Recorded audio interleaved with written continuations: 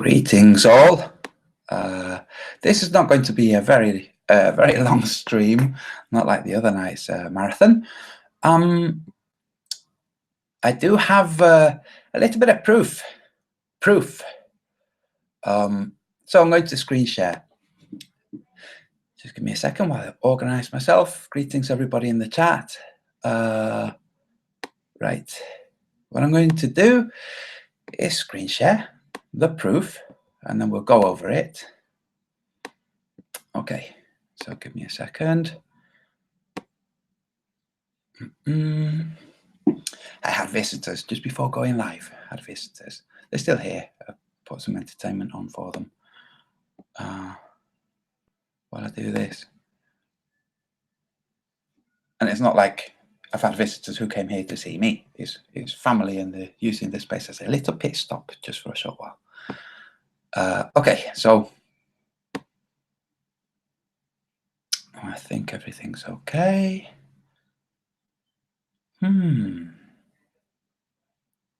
Okay. Let me make sure volume's okay. We're going to play this video. It's only short. Okay. This is from Enslaved by No Media. Okay. It's only setting almost due north. It's not really, but it is definitely like not right. And that's what we're going to look at. So we'll listen to the audio too.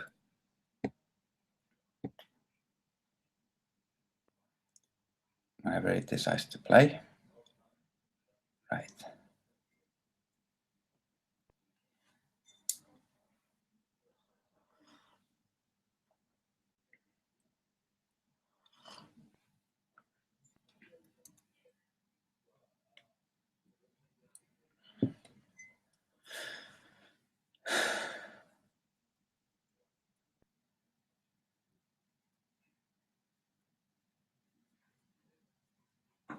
Hey guys, I'm out back at my house. I'm checking out the sunset.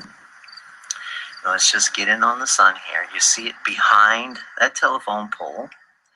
And as I draw back the zoom here, you'll see a telephone pole that is leaning onto another telephone pole. Okay? And now I have my compass set up on my phone. And if I follow straight down here, you'll see that the sun is setting past 3:30. Okay? About 3:35 right now. Let me just go back up. Straight line. There it is. It's going to be setting almost 3:40 this evening. Just wanted to document that. Try it again. Coming down. 3:30 to 3:40.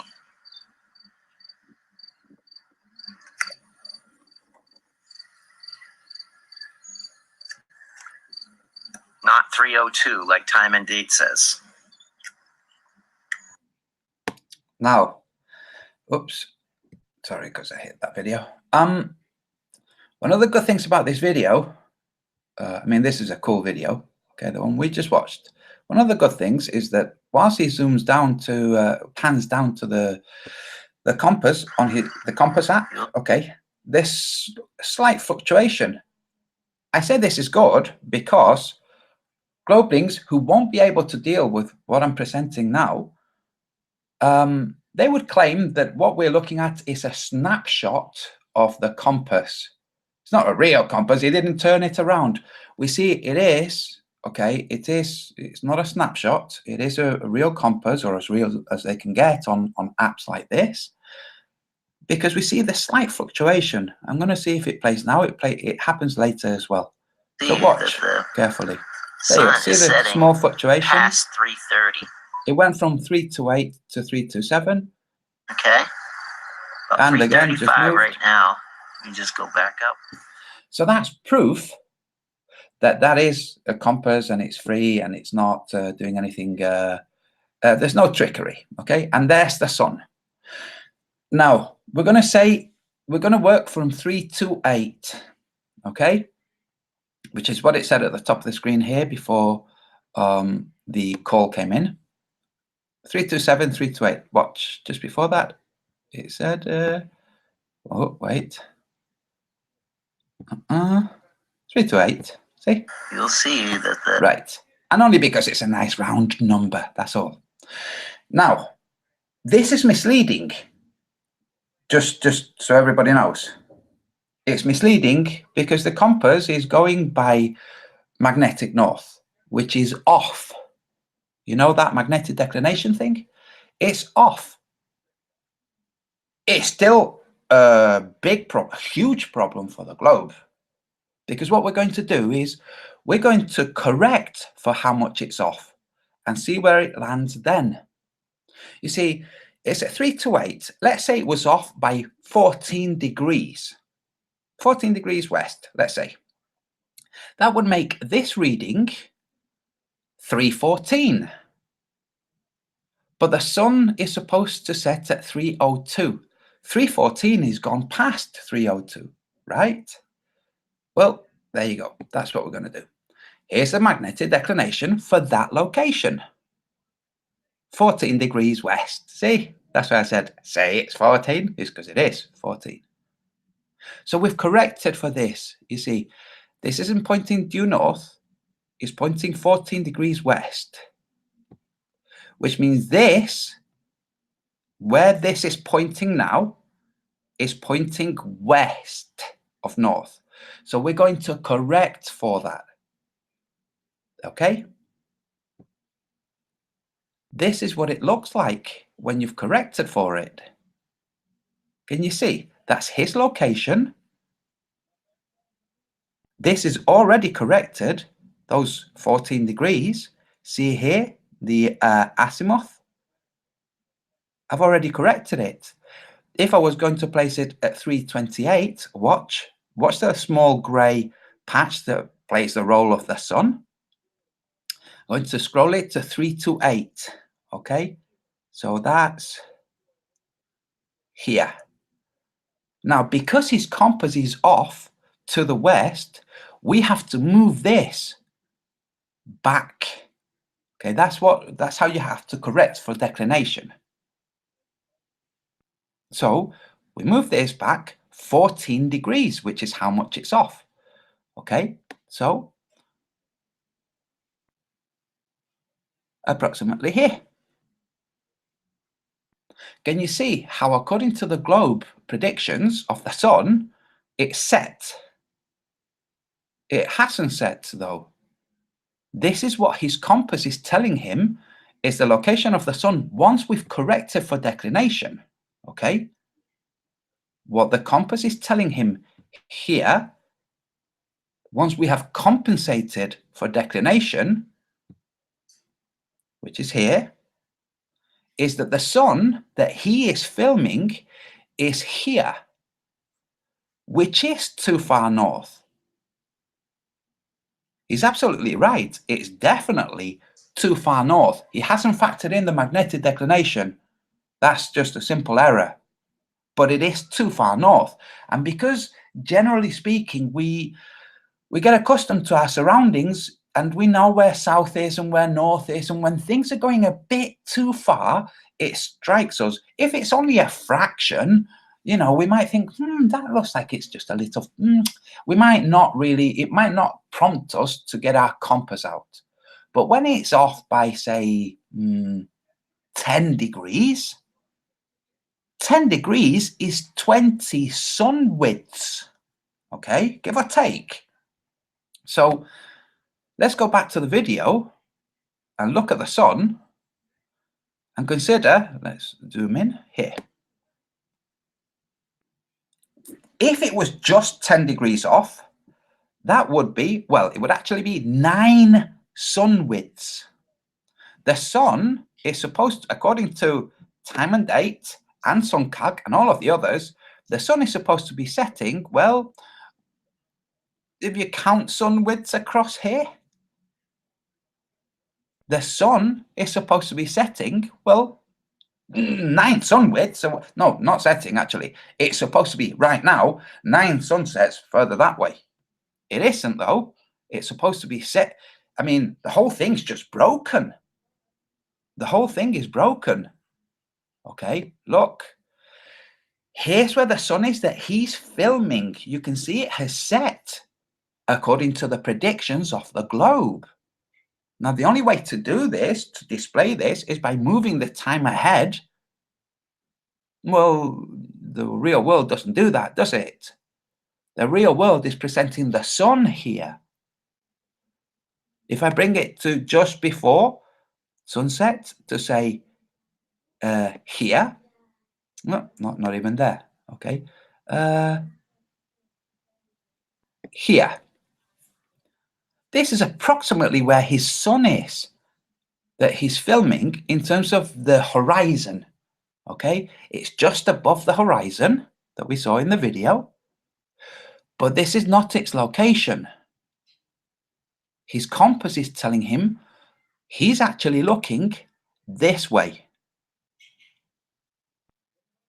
That's rather drastic. Now you'll see the relationship between this circle and the distance. This is not playing the role of angular diameter of the sun. This is just a basic indicator, okay? If it was, we would see that it's actually like is 9-10 sun widths away from where it should be. That's the important thing, where it should be. This program tells you that the sunset happens at 3:02, the same as time and date. The two programs reflect each other pretty much, okay? But we're seeing, it's like, okay, your globe predicts this time of year, this day, the sun sets at 3:02. In reality, in the real world, it hasn't set yet, and it's here. And it hasn't set yet. We're seeing it. Okay? Like, we're actually seeing it. And it's not, if I'm out back. we'll wait till he zooms in. Can you see there's a distance between it and the horizon? This is beyond that margin of error that the globelings have, which is, well, when you're seeing the sun at the horizon, it's already actually set, because that margin of error is only half of the sun's diameter. Well, we can see it's more than half of its diameter away from the horizon beyond these trees.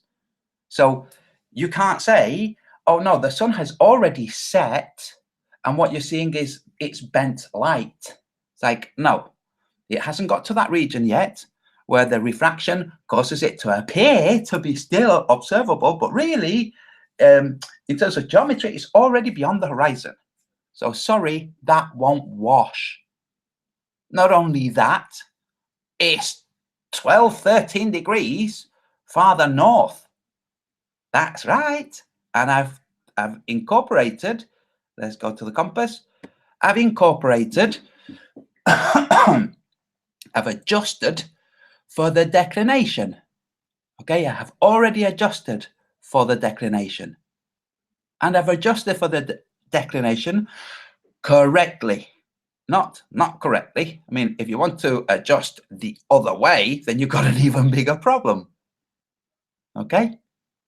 So his compass is pointing too far west. Let's look. This is too far west, over in this region. I hope you can see my cursor. 14 degrees too far. This should really be 14 degrees over here, which is here, which makes these scroll back. That's what happens, okay? It's off and it's wrong, very wrong. Now, those who like to get into the minutiae might say, oh, well, this is not square to the frame. It's not set square. If you were to correct, if you were to set this square, you'd gain maybe another 2 degrees, okay? You wouldn't gain 14 degrees. It's a problem for you globelings. This is proof, and this is also, by the way, this is proof that the geometry behind the globe isn't quite as rigid and exact as they think it is. It's also proof of my predictions in the Book of the Sun. That's right. I predict that all of these things will be seen more increasingly regular increasingly often and by more people will see this. Not just because they're flat earthers, there will be people who are not flat earthers, who are into orienteering, who'll be saying, the heck, wait a second. Okay. Now I'm going to move on to just a small little video. This video, which was very kindly passed to me, I mentioned in the last Hangout that I had a video where I showed the entirety of the Earth seen from inside the cupola of the ISS. Now, I was referring to a video I'd made where I had snapshots of the astronauts and all, you know, in the cupola with the entirety of the Earth visible. Okay, here's a solar panel or some instrumentation. Now, what we're going to watch is a video that comes from NASA. That's right. Look, see here, NASA. And I'll go there in a second after we play this video, which I play for educational purposes. Okay. You might note that as I play it, you're seeing the entirety of the Earth, apparently from the ISS, and looks to me like if there are any land masses, they're all grayish white. But let's see. Let's play it. I'm going to turn the volume down. No copyright strikes for the audio. Come on. Ugh. Oh, now my system is... Never mind. There you go. There you go. Seeing the entirety of the Earth from the ISS. Interesting. Watch the solar panel on the right. Show that there really is the blackness around the Earth is playing the role of blackness of space. That's what it's doing. Look at the panel at the bottom left now. Oh, it's stuttering. I'm going to play it again. Don't worry.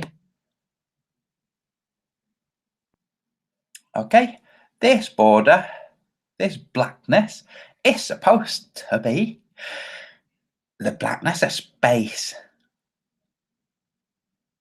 This is being portrayed by NASA. Okay? I pause it just to give a little bit of explanation for the Globelings who are struggling accepting reality. Globelings could argue, and it would be an obtuse argument, that this blackness is really a well beyond the cupola, which would mean that the cupola was in a recessed zone. No, it's not in a recessed zone. It's in a protruding zone. It stands out from the rest of the surface of the ISS so they can see more vista. And that's indicated by the fact that these panels, well, you know, it's like, yeah, no, that idea that those are walls, and these were some of the arguments that Globelings put. These are not walls. This is playing the blackness of space. You cannot see the entirety of the Earth from 250 miles up. You can't. Sorry, guys. It's literally impossible to see the entirety of the Earth from 250 miles up. Now, what I'm going to do, and the system might freeze a little bit, is I'm going to pull up Google Earth. And I'm going to match the size, even though Google Earth is just, oh, it's a wonderful program. We're going to see what Google Earth says would be the distance to see the entirety of the Earth in the way we're seeing it on the screen now. In the meantime, I'll carry on playing the video while Google Earth activates or initializes.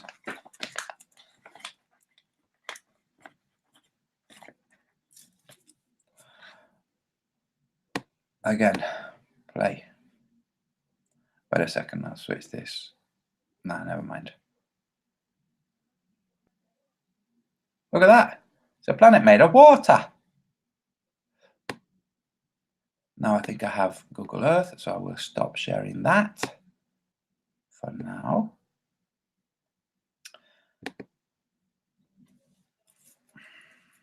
Poor globelings, poor globelings. And I say that sincerely. Just think, every single flat earther who's watching this went from thinking the earth was a globe to realizing it isn't really. There are people who've been arguing with us for, well, the last 4 years or so, who have been convinced that regardless of whatever we say or present or show, that it is a globe, that we do live on a globe, that the earth really is a sphere, that's how we can account for these things like the stars rotating overhead and so on. So what I'm going to do now is I'm going to share Google Earth alongside, whoops, sorry. I'm going to get rid of the grid.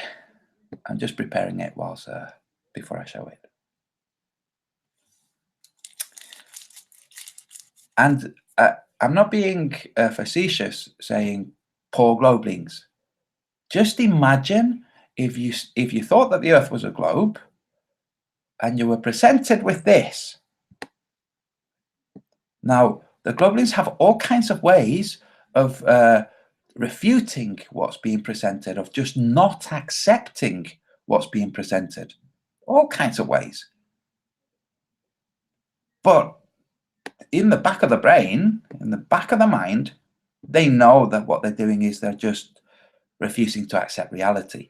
They know that's what they're doing because their own programs are telling them that they're refuting reality.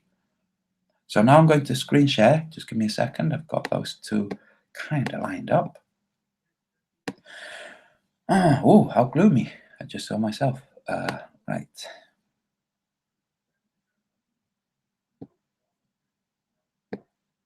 Okay, there you go. And this. So here we have Google Earth, and here we have the entirety of the Earth as seen from the ISS of approximately the same size. And I say approximately because the bottom of the screen is cropped on the video. See, the video, the bottom of the screen is cropped. Okay, so I can't, oh, maybe like this. Okay, there's no way to actually really match the two accurately, because if I say, look, let's match it now, well, then I'd be making Google Earth smaller, which would be telling us farther away. So the best we can do is make this as large as we can and then make Google Earth as large as we can. And when the globelings get into the maverick thinking of no, it's just not accurate, it's like, yeah, that's fine. Google Earth is telling us that the altitude, oops, sorry, let me match it up again. So, ooh, whoa. Google Earth is telling us, is that approximately the same size? It should be a tiny bit bigger. Oh, God, it's so, there you go. We'll make it this size, okay? We'll make it even bigger than it is on the screen from the video. It's telling us we are 7,500 kilometers away. That's Google Earth. Google Earth is telling us that in order to see this much of the Earth, would have to be 7,000 kilometers. Okay, let's move to see 200, let's go kilometers to miles. Let's say 400 kilometers. Okay, this is 400 kilometers according to Google Earth.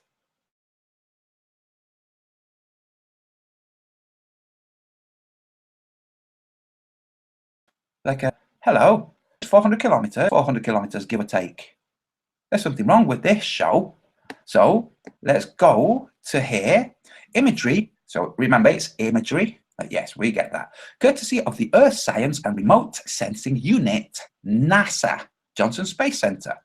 So, okay, so it's NASA Johnson Space Center that have made this misleading CGI video, because obviously that's what it is. Okay, for some reason, NASA has made a purposefully misleading video. Why have they made that misleading video? Because they want to mislead. They want to confirm the notion that, well, the ISS is in space and the Earth is a sphere. Here we have a portion of that video, and this is, well, the NASA. See, nasa.gov at the top of the screen. See there, nasa.gov.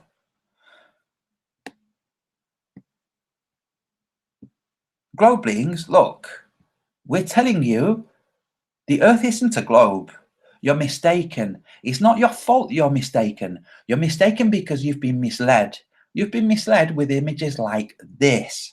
You've been misled by NASA and other organizations. Why would they mislead you? That's a question for you to determine its answer. There's no point asking us. Have you been misled? Yes, you really have. Can you excuse that misleading footage? Can you excuse it?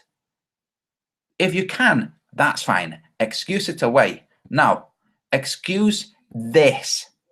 Can you excuse this? Can you excuse the fact that you yourselves can go out and check your sun according to your globe theory? Let's see where it says in your location. You'll see, oh, actually, this is starting to really break down. You see, let me walk you through this. And luckily, I have Google Earth still here. How the sun sets on the globe Earth, and I'll bring the grid back up, at which time of year, okay, so grid, depends on, well, the sun's location. So let me pull up the sun, okay. The sun's location and the time. Oh, it's taking its time bringing up the sun. It's okay. Take your time. It's based on the time of year and therefore our location on our yearly orbit, and that orbit and our location in it determines whether it's equinox period or a solstice of winter or summer or a stage in between. Okay, for some reason Google Earth is refusing to present me with the sun. Let's see. Aha, there you go. Now it's present. Right, so let's go to June. Oh, we're on June already. We're on today's date. That's amazing. Right. See how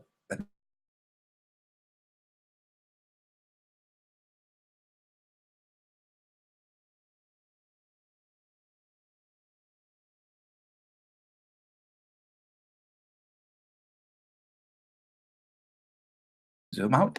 See terminating in the north. This and clearly globelings. Okay.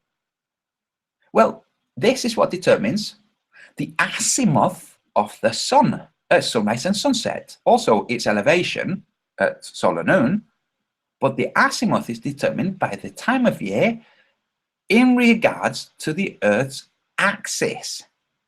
If the sun is setting 14 degrees too far, it means the axis is 14 degrees off.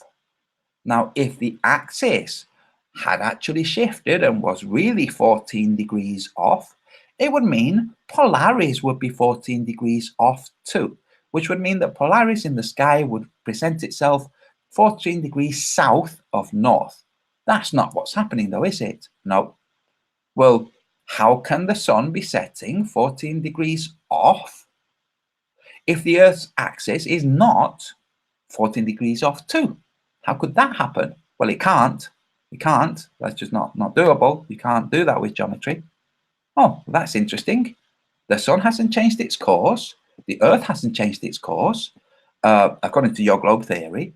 But somehow the sun, instead of, well, let's see where the sun is. We'll see where the sun is. We'll find it. It will appear in the background. There's the sun. Okay. There's the sun. For the sun to set 14 degrees farther north, it means the Earth's axis has rotated. It has rolled. It hasn't, though, because the Earth doesn't actually have an axis in the way that you globe beings think. But do knock yourselves out with your geometry, your math. Make sure you do drawings, not just the math. Okay. Make sure you also do the drawings that go with it and present it. Make a video. Explain how the sun can be 14 degrees off its azimuth at sunset, 14 degrees off from 42 degrees north latitude, okay, which is the location where the sun will, it was 14 degrees off, at least. Okay, see? Now you don't double. I've already corrected, I've already adjusted for the magnetic declination. You understand? If you were to look at this and then remove 14 degrees, like, oh yeah, that's kind of handy. That's it. No, I've already done that. The compass was showing this. Okay, that's what the compass was showing. But the compass is off by 14 degrees. So we correct those 14 degrees. Bring it back here. Okay. Can you see how, according to your globe theory, it has already set? But can you see how, according to, well, the real world, it hasn't?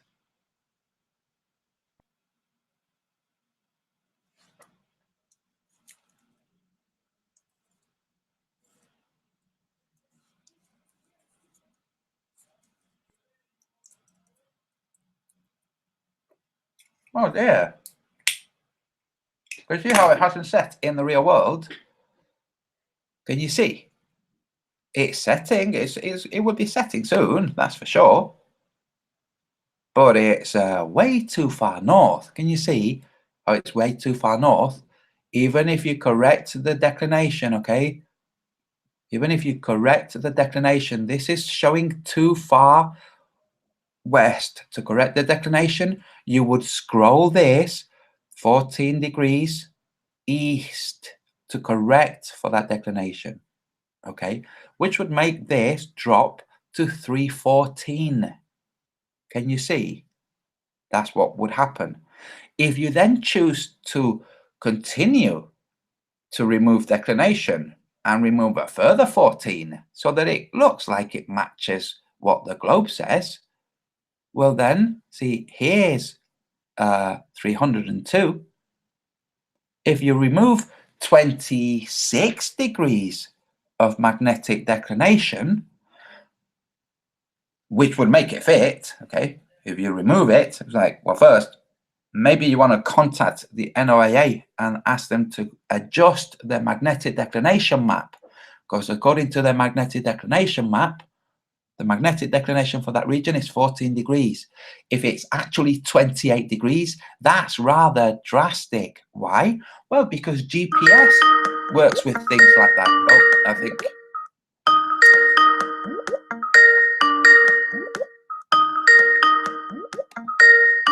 Oh dear.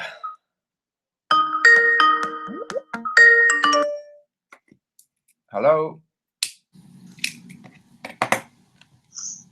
Rolf. Antonio. Is the stream off?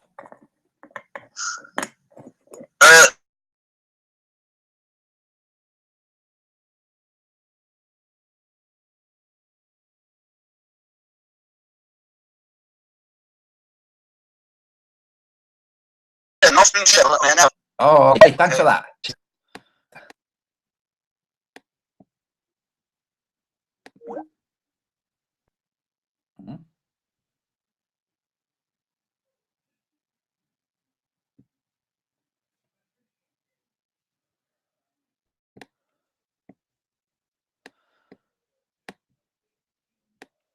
What was going out on the stream then? I just had a call to say that there was no screen share. That's interesting. I was screen sharing and good move, YouTube and Google. I will do it again, you see, because that's what happens when you don't have a boss, you know. So let me screen share again.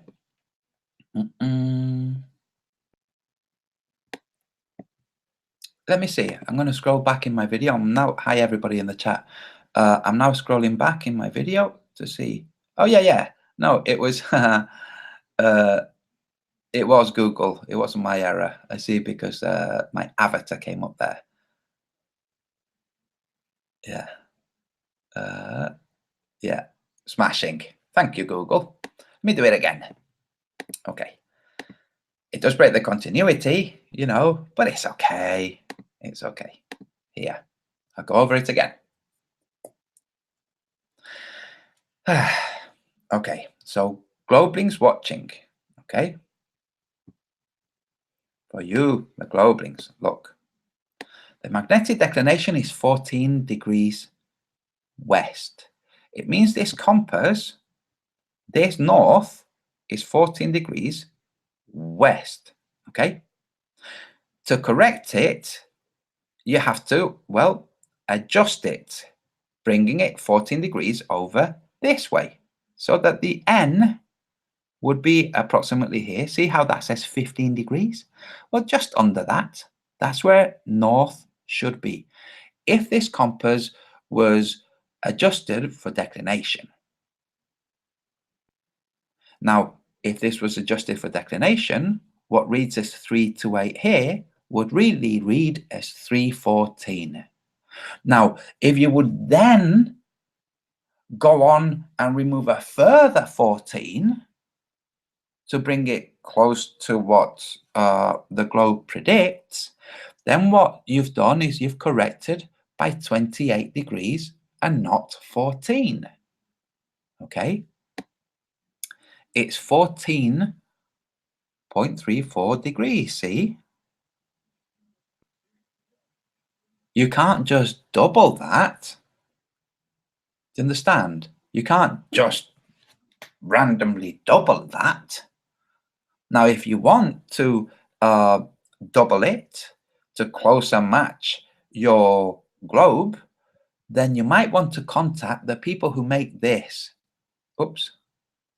This. Because things like sat nav are based on things like north, east, south, and west. Okay? The overlay of the map, not where you are. Where you are is based on triangulation from base towers. We all know that.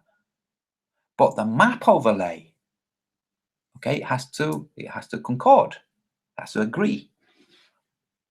And you can't just remove 28 degrees, because that's what you'd have to remove in order to get close to what your globe predicts.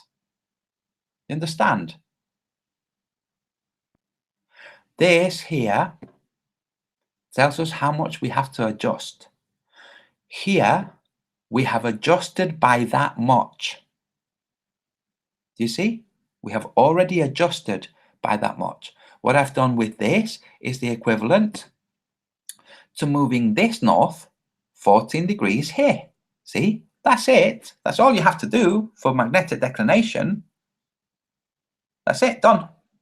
That would make this reading 314. See how this is reading approximately 314? That's right. See how the moon is much too far north, considering it should have set here? Can you see?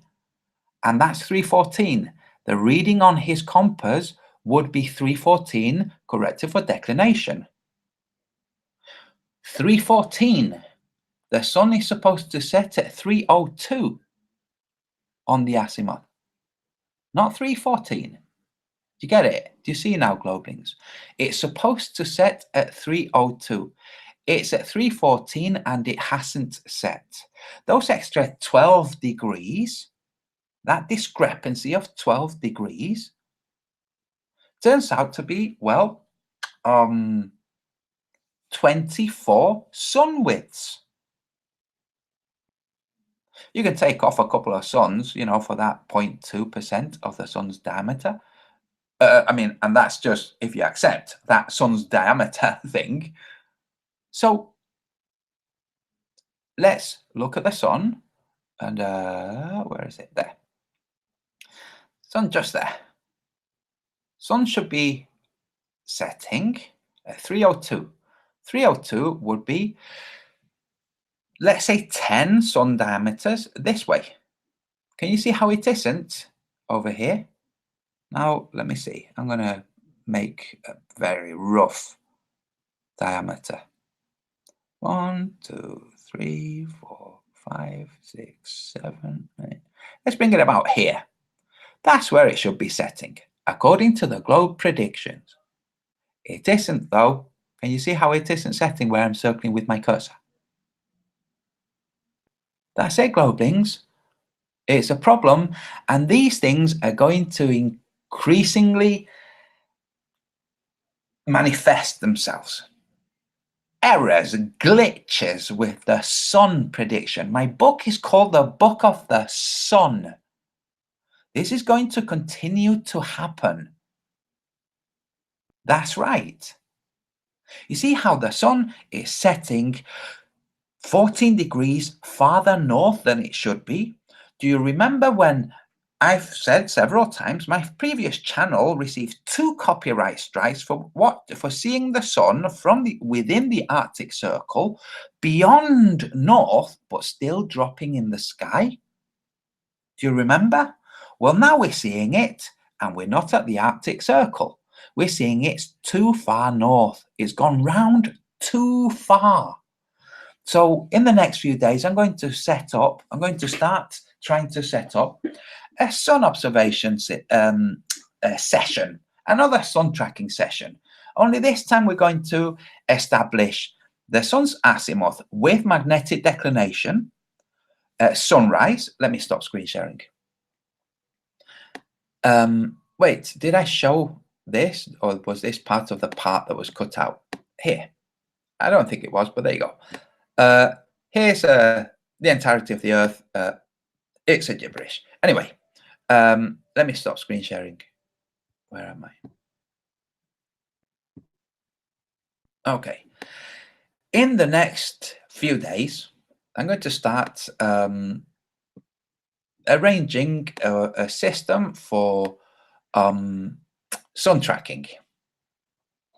We're going to do another sun tracking session, and we're going to do it before the solstice. Shall we? Well, the solstice doesn't really happen on a given day like the prediction of the globe says. So in the next few days, I'll start rolling it out. It's going to only require people who know how to correct for declination. Okay, if you don't know how to correct for declination, either learn how to, it's not so difficult, or just don't bother. Only people who know how to correct for declination, or at least show declination. Okay, if you don't know how to correct your compass, then that's okay. At least if you know how to show the declination, we can look at it there and then. We want to see the position of the sun at sunrise, its position at solar noon, and its position at sunset. So it's going to be quite intensive. Let's see what's happening. Okay, now I'm going in the chat, and then I'm going to let me make sure everything's okay. Now I'm watching the chat, but I'm going to scroll back to make sure that the video did show before the glitch. The portion I was showing, that ridiculous brainwashing clip of the entirety of the globe Earth, where I compared it to Google Earth. There, I just scrolled and saw it. Good. Okay. There you go. Now, if you think it's some kind of hate crime to discuss these things, we're just discussing the world. Then flag this as a hate video. if you think that that's okay. For the globelings who'd like to just, 14 degrees won't quite cut it. You can't just correct by 14 degrees. The declination in that region of Massachusetts must really be 28 degrees instead. That's quite a difference. A 14 degree discrepancy with the NOAA. That's huge. It's huge. So yeah, now I'm looking in the chat. How you all doing?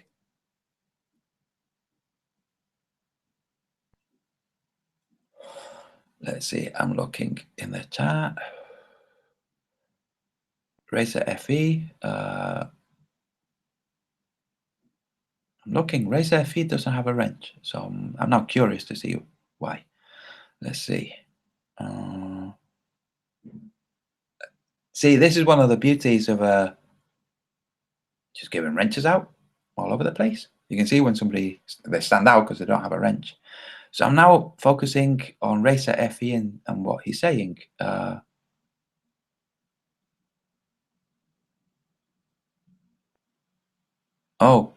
So Racer FE, first comment that I see is proof of what? Are you not watching the video? Okay, so let's see. And now the Shane Carless. I'm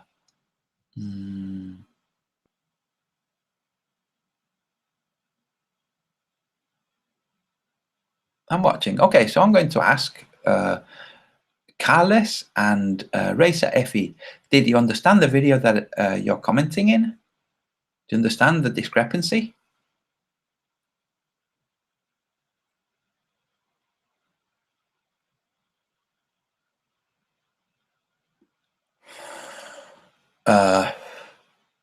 Okay, so in the meantime, I'm going to read Colin Turner's comment. Antonio, my wife and daughter once claimed to have seen the midnight sun from a ship in the North Sea near Amsterdam. Would that be possible? Absolutely. Now, it's like, yeah, anything would be possible now. Now, did they see the actual sun, or did they just see a bright patch of sky towards the north? But yeah, I mean, now it's like, hey, let's see. Now that we understand there isn't an actual sphere to get in the way, awaken humanity. You can have a wrench. Oh, it just disappeared. Shane Carless understood. Good. But what about Racer FE? Okay, Racer FE was asking what the point was. If you're watching a video, you can just scroll back and see what the point is, Racer FE. Because if you ask people what the point is, it's like, why get it secondhand? Why not just watch it yourself? Do you see how that goes? I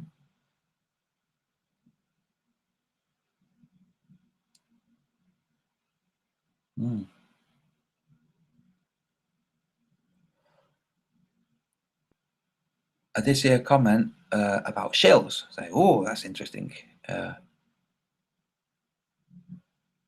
Racer FE says something very stupid. This is very stupid. Not if I stay in live. Okay, then don't stay in live. Just watch it. So I take it you still don't know what this video has been about. Am I right, Racer FE? You still don't know what this video is about. Am I right, Racer FE?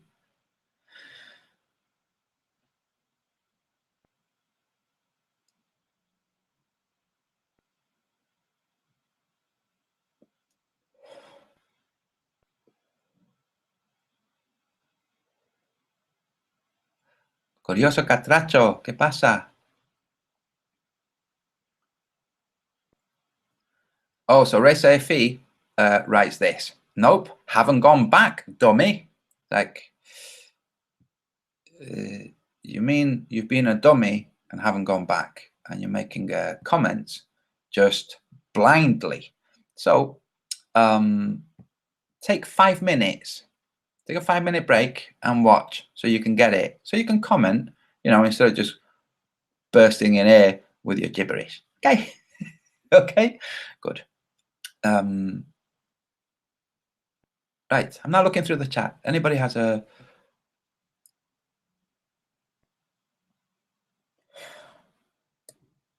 Chuck the Canuck. Antonio, what problems will be caused by the sun being off that much?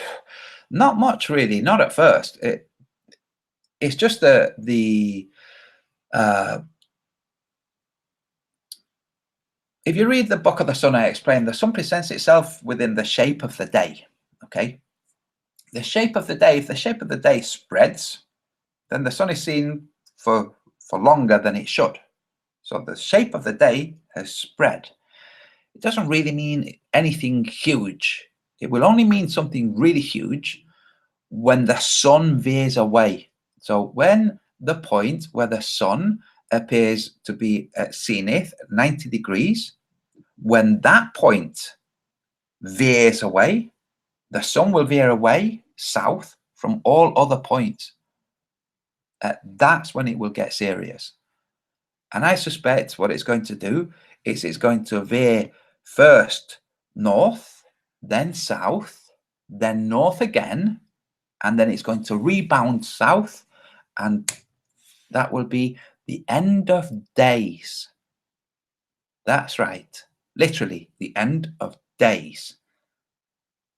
It will then be bunkers, ice age, and then, well, new sun, new world. New days that have a different period of time, in which case it's not a day anymore. It's a new day, new type of reality with a different sun, which would be good for some people. Well, might be good for some people and might be bad for others. The new sun.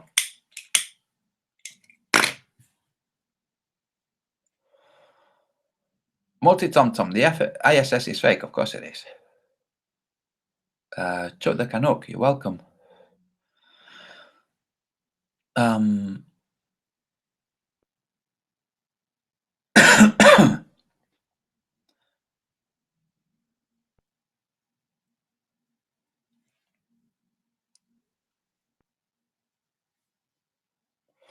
Flat Earth data. Have you discussed the fact the ISS sees only 3% of the Earth at any given time? I know it's off topic, but I saw the Coppola. Yes, Flat Earth data. I discussed it in a previous video where I did a breakdown of Vsauce and he issued a copyright strike and removed the copyright strike. I messaged him and said, dude, this is just, we're looking at the world here. And he lifted the copyright strike. Okay, Vsauce, that's right. So yeah, there's no chance to see the entirety of the sphere of the Earth if we're only seeing 3% of it. It's like, come on. But that program, if you were to ask NASA, a NASA PR person, why did you produce this video that shows the entirety of the Earth? They would give you some verbiage about how, well, it helps people to place themselves in space, something along those lines. And they would claim it's not supposed to be accurate. They would say, this isn't video from the ISS, this is just, we created this just to help people place themselves in space.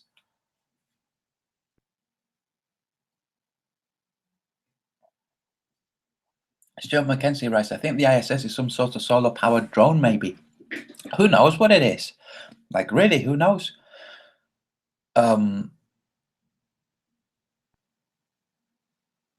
Okay. Colin Turner writes, in your book, you predict an increase in the sighting of double suns. Is this very far off? No, it's going to happen this summer. It's already happened. It has already happened this year. It happens every year.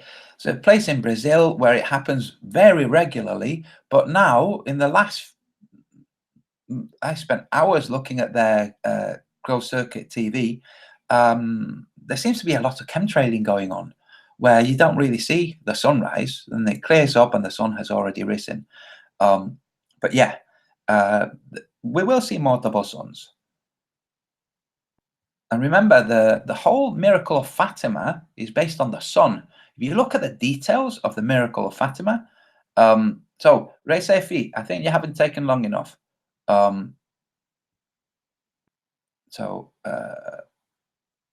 Again, take a break. The Miracle of Fatima, if any of you aren't familiar with it, look into it. It was studied. It was studied by priests. Not all priests are evil. They couldn't arrive at a conclusion. They couldn't say, yeah, it was God messing around with the sun, but they concluded it was a real thing. It wasn't all just mass hallucination or mass hypnosis, which does happen. You can have people mass hallucinate, especially if they're listening to a very charismatic user of neurolinguistic programming. Yeah, it happens. The fakirs of India have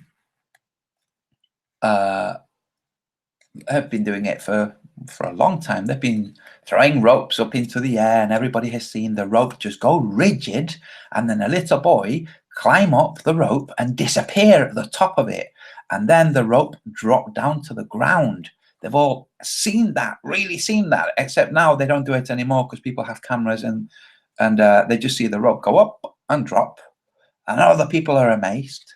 But now we have cameras filming the Miracle of Fatima, the crazy sun dancing effects, people videoing them with cameras.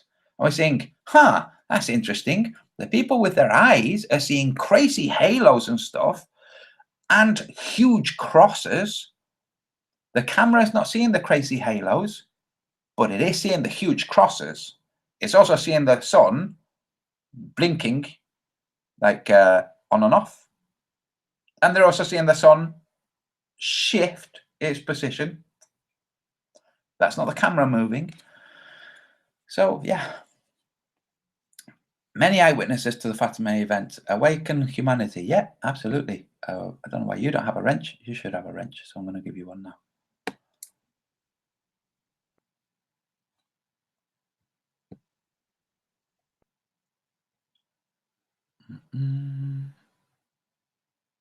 I'm looking in the chat.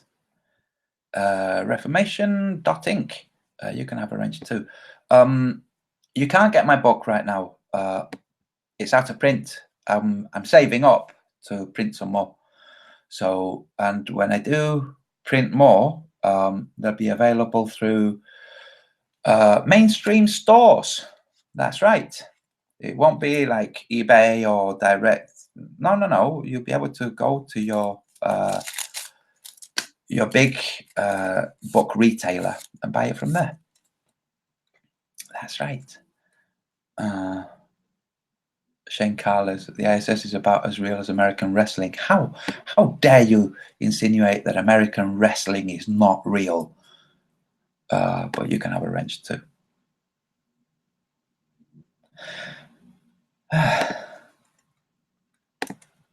By the way, Shane Carlos, I suspect that you would like the film, the movie, The Wrestler with Mickey Rourke. It's great. It's a good film. You know, it's like it's almost like a documentary on the world of American wrestling, which we all know is fake.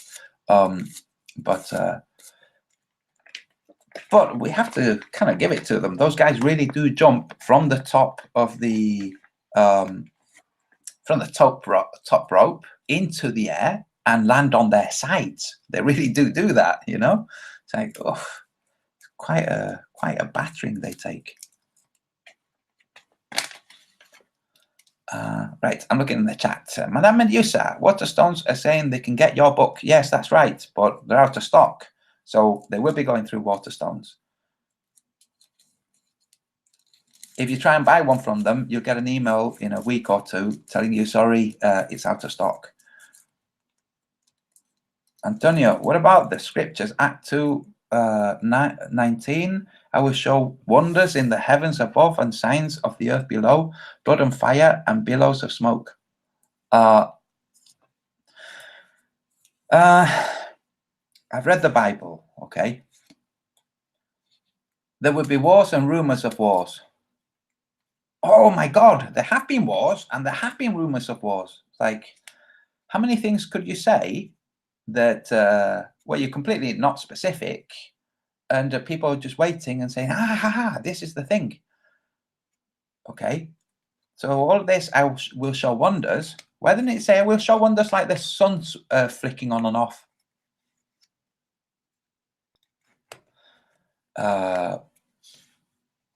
Okay, Racer FE. For some reason, you seem more wanting to engage with the chat than actually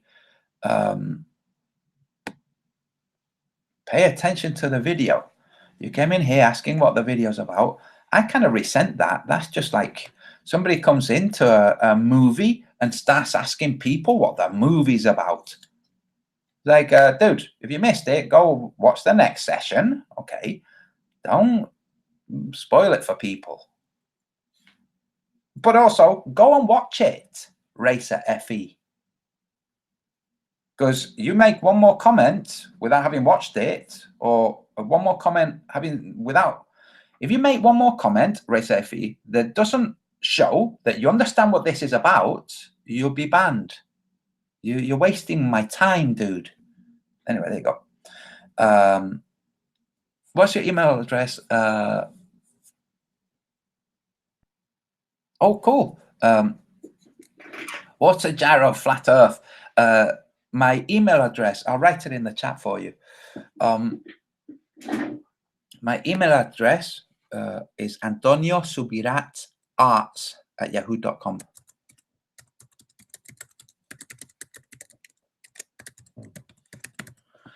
And yeah, I welcome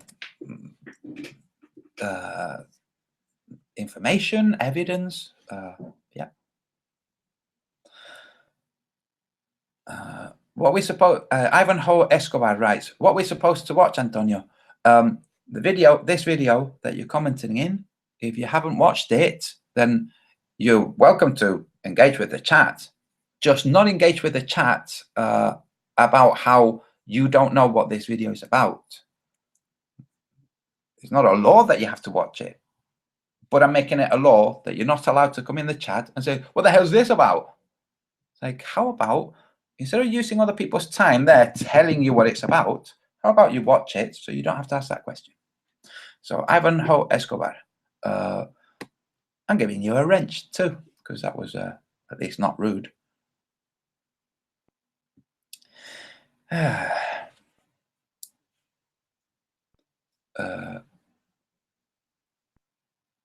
Flat Earth data. I cannot find any history documents on the double sun. I know. It's a new phenomenon. It hasn't been, it's not something that's been going on forever. It's a new phenomenon. And in the Book of the Sun, I explain, look,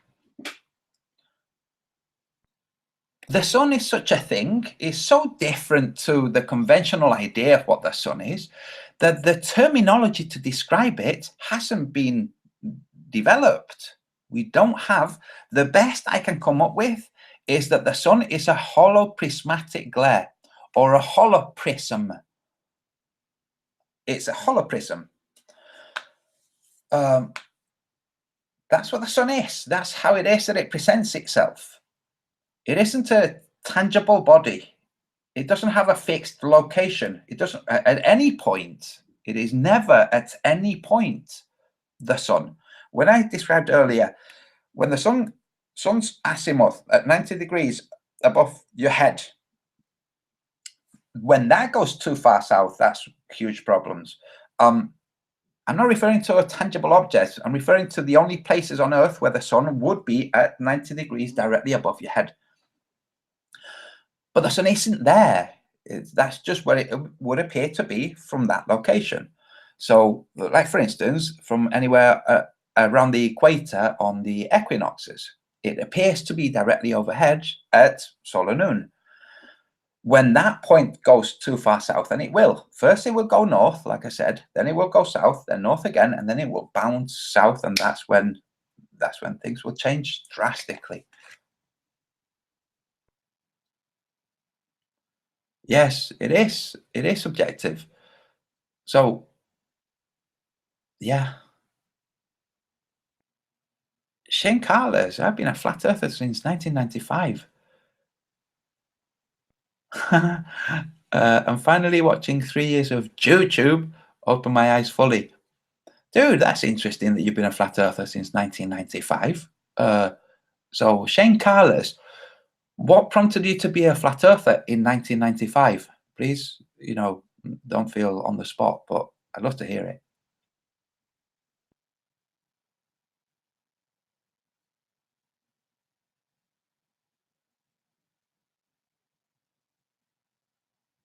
Okay, so sorry, I was just reading Water Gyro's Flat Earth, Heal the World.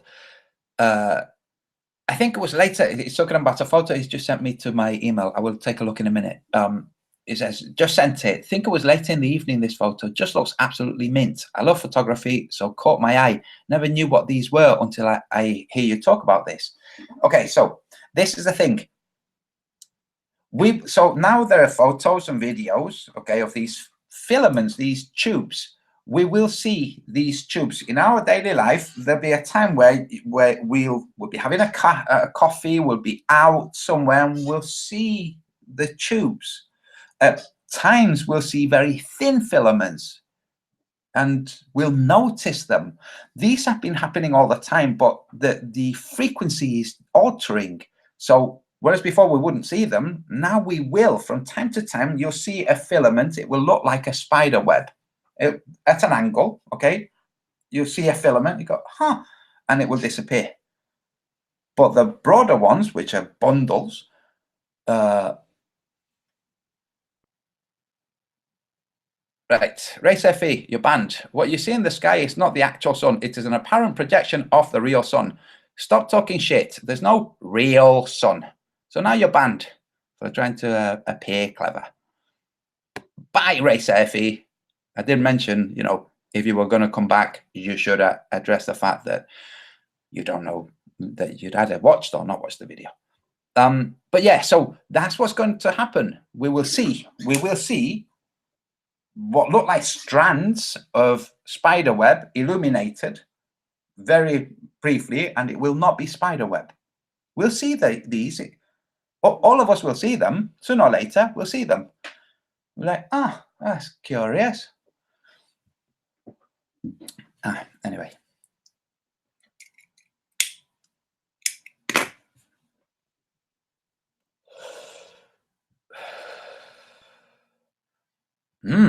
Daniel Smith. Inverse projection of an entire layer of illumination, atmosphere, my guess. Very close to my guess too. Oh, that's interesting. Somebody called Global Fiction write something. That's very interesting. So, how do you sound this channel? There. One of the interesting things, just to let people know, when you do videos like this, like I'm doing right now, where people throw hissy fits and they come in with lots of different channels, like they go and they have various different channels and they come in just to be abusive because they don't like somebody pointing out that they're stupid, is that every one of them that comes in, it registers as an extra view to the video for the YouTube guys. Now, I know that they're not really passing off. They're not really promoting this. Right at the start, there were people telling me that they'd not received a notification, but it doesn't matter.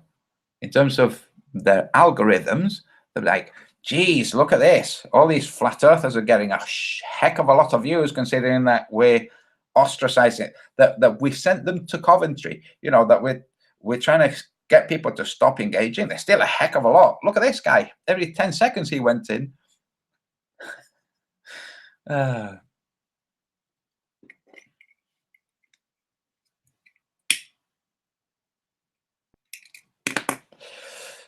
Let's see.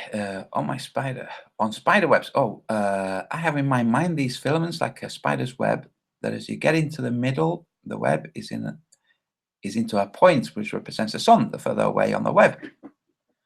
That's right, dude. Have you not read my book? That's pretty cool. Right, now I'm going to go and look at the email. I'm going to have a look at this picture, and I'll not dox you.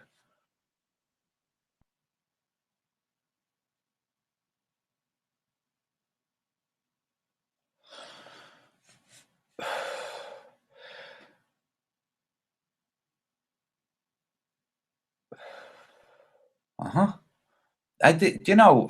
So, what's a gyro flat Earth? I describe what you're saying in the book. It's cool. It's just so cool because you haven't read it, and it's like, okay, you're not repeating what I said. You're saying just ideas that have come to you.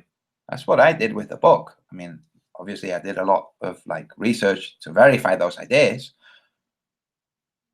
So it's coming to you. It's just coming to you. That's a collective unconscious.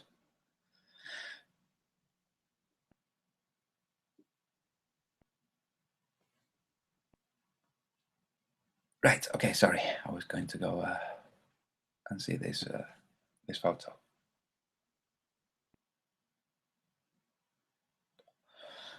Oh, I have an email from Racer Effie. Should I read it or just press the delete? Oh, I've deleted it. Oh, let's have a look.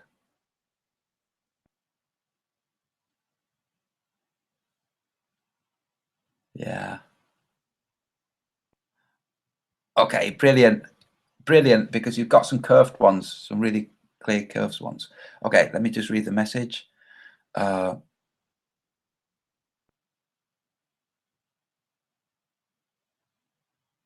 Right, that's interesting. I'm not going to read the comment, okay? I think that's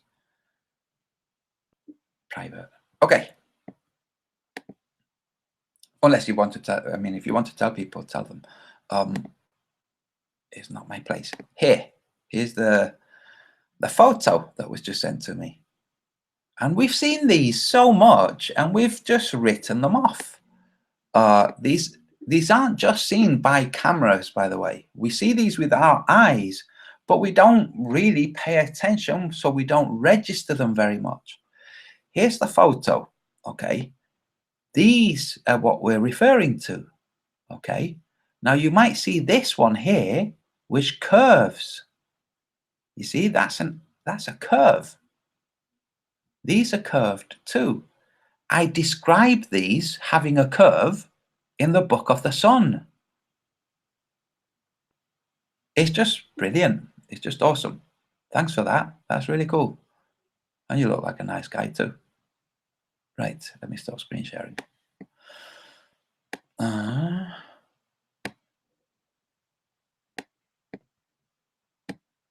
Talking of nice guys, tomorrow I'm meeting Dalibor Weimer. I don't know how you say his name. Anyway, a silly person who, and this goes into the area of drama. I'm just closing windows. Just ignore me whilst I close windows. It goes into the region of drama. This guy keeps making insinuations about having info on all kinds of people, including me. And I spoke to him after somebody said to me, hey, there's this guy, he says he's got info on you and he wants to talk to you. I said, oh, great, I'll talk to him. So I spoke to him on Skype. I said, so what info do you have? None at all. Like, okay. Apart from maybe he knows my wife. Like, wait. You mean you've gone to my Facebook and you've seen photos of my sister and you're assuming that's my wife because she has the same surname, you dim. So, yeah. So that's happening tomorrow at noon in Stockport. If anybody wants to come, he's offered for people to come. I've offered for people to come too. Don't think you're coming to see a fight, okay? You might see an argument, but you won't see a fight, or you won't even see an argument either. You'll just see a guy trying to squirm his way out of questions, which will be him. Because I'm only going to ask one question. It's going to be this. will you present everything you know about me? Forget the other people that you know stuff about. Will you present everything you know about me to the audience right now? And he'll do whatever, and then I'll repeat the question. I'm learning from Jesse Lee Peterson. He's brilliant.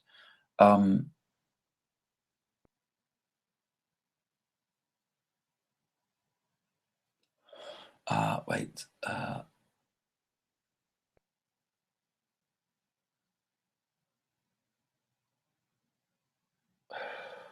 I'll take a look at that later.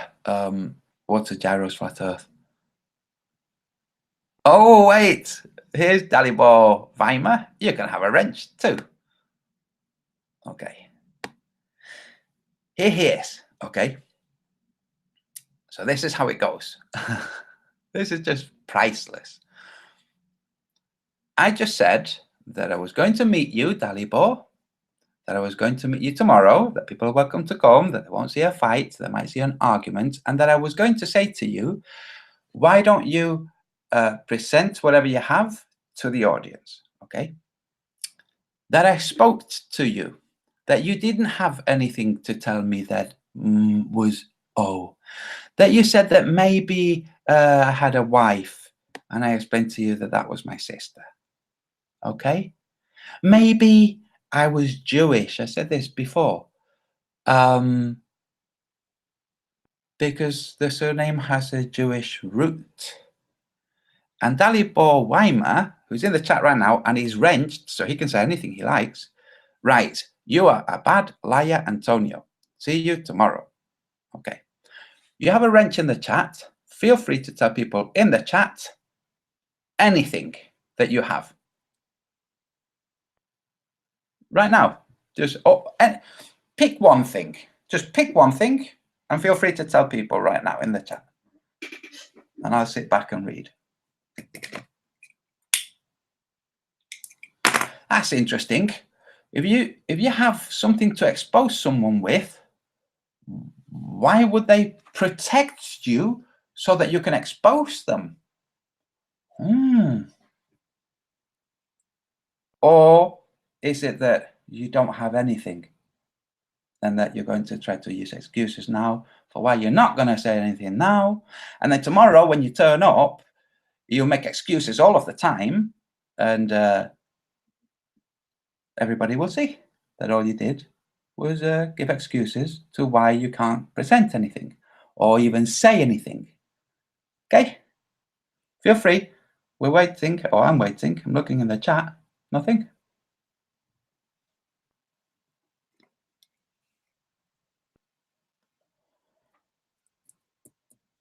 Oh no, he will be filmed. Tom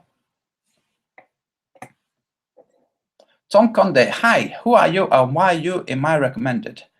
That's an interesting question. Where is that? Let me see. Where was it? Tom Conde, just go away. Okay, bye.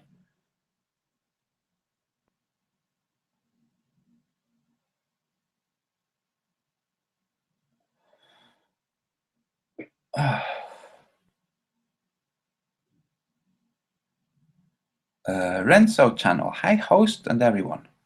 Hi, Renzo channel.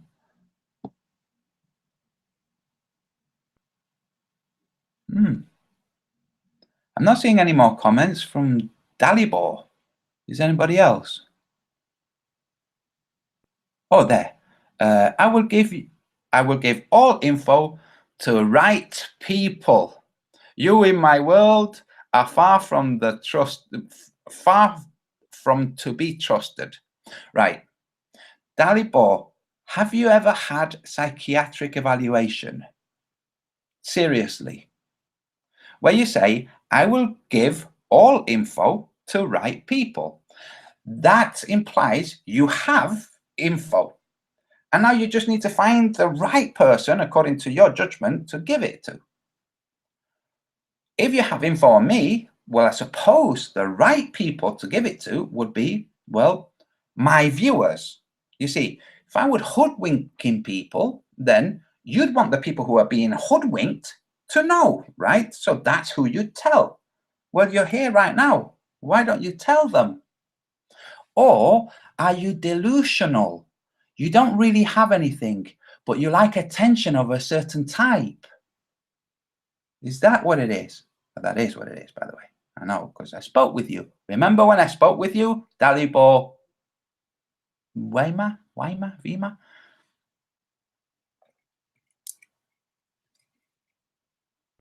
Renzo Channel. I'm very well, thank you very much. Hope you're well too.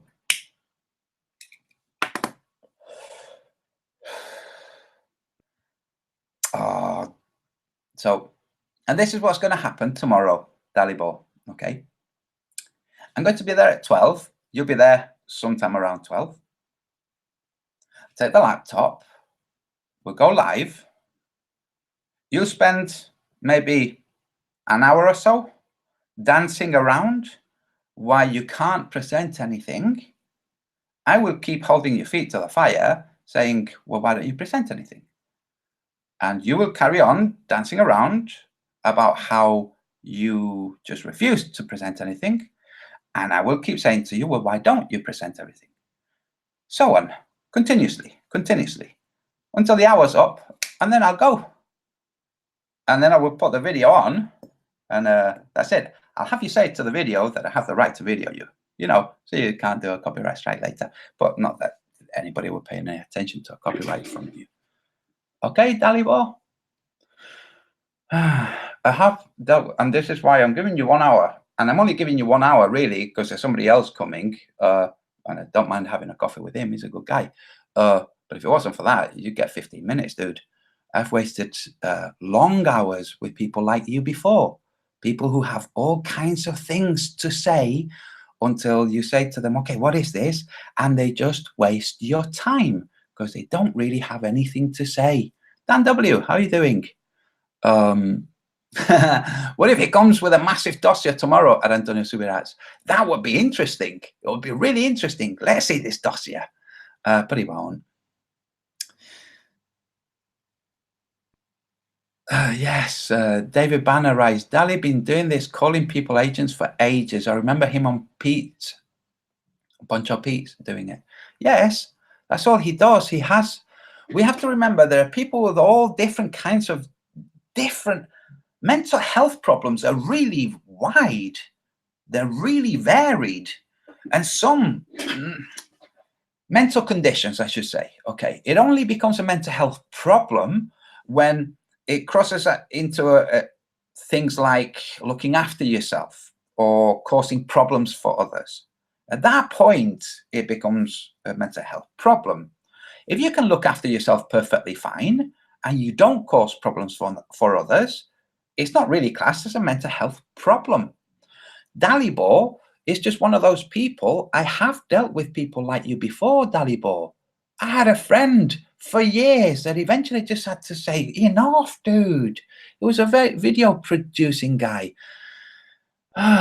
Very interesting stories. And then it turned out that it was just nonsense. So Rod James writes, due name. Right. So this was news to me, by the way. Okay. Dalibor says, yes, look, if you go into this website and you write your name, it says Jewish background. Like, oh, interesting. Any Jewish people with my name now? Well, no. No, there's no Jewish people with my name now. Okay. What does it say? It says that this came at some point back in history. You have to remember, my name is a Latin name. We're talking of days of like the Romans. Okay. It's not Jewish now. My grandparents weren't Jewish. Jewish is a matriarchal religion. It's the mother has to be Jewish for the children to be Jewish. But the surnames are passed from the men. So at some point, there was a guy whose name, Subirat, came from a Jewish mother and Jewish father. So his Jewish father had a Jewish mother too. Then that Jewish guy married a woman. She became a Subirat, and they made a Subirat. That Subirat didn't marry a Jew. So it stopped being a Jewish surname. See how that goes? It's kind of simple. But hey.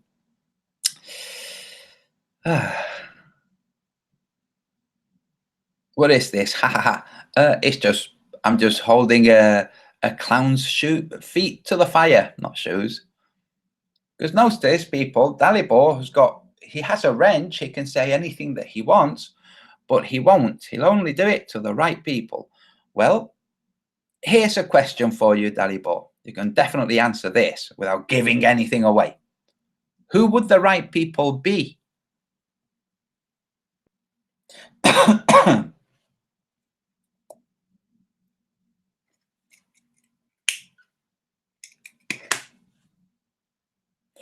Oy vey, writes Momi. Oy vey.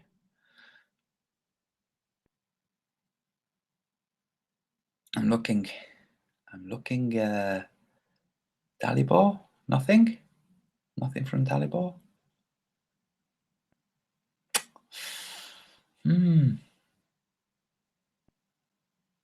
This live stream is creeping me out, dude, says Frederick Hilbert. Aren't you easily creeped out? Maybe go back to the beginning and watch the part. That won't. That's got singing and all kinds of, it doesn't really. But just go back to the beginning, watch that part. As soon as you start getting a bit creeped out, then leave. It's simple. Arab Syrians were the real Semitics. That's right. Momi, you can have a wrench. Okay, I think we're not hearing anything more from Dalibor. I asked him, who would the right people be? Can't answer that either. This is what it would be like tomorrow. It might not actually go on for an hour.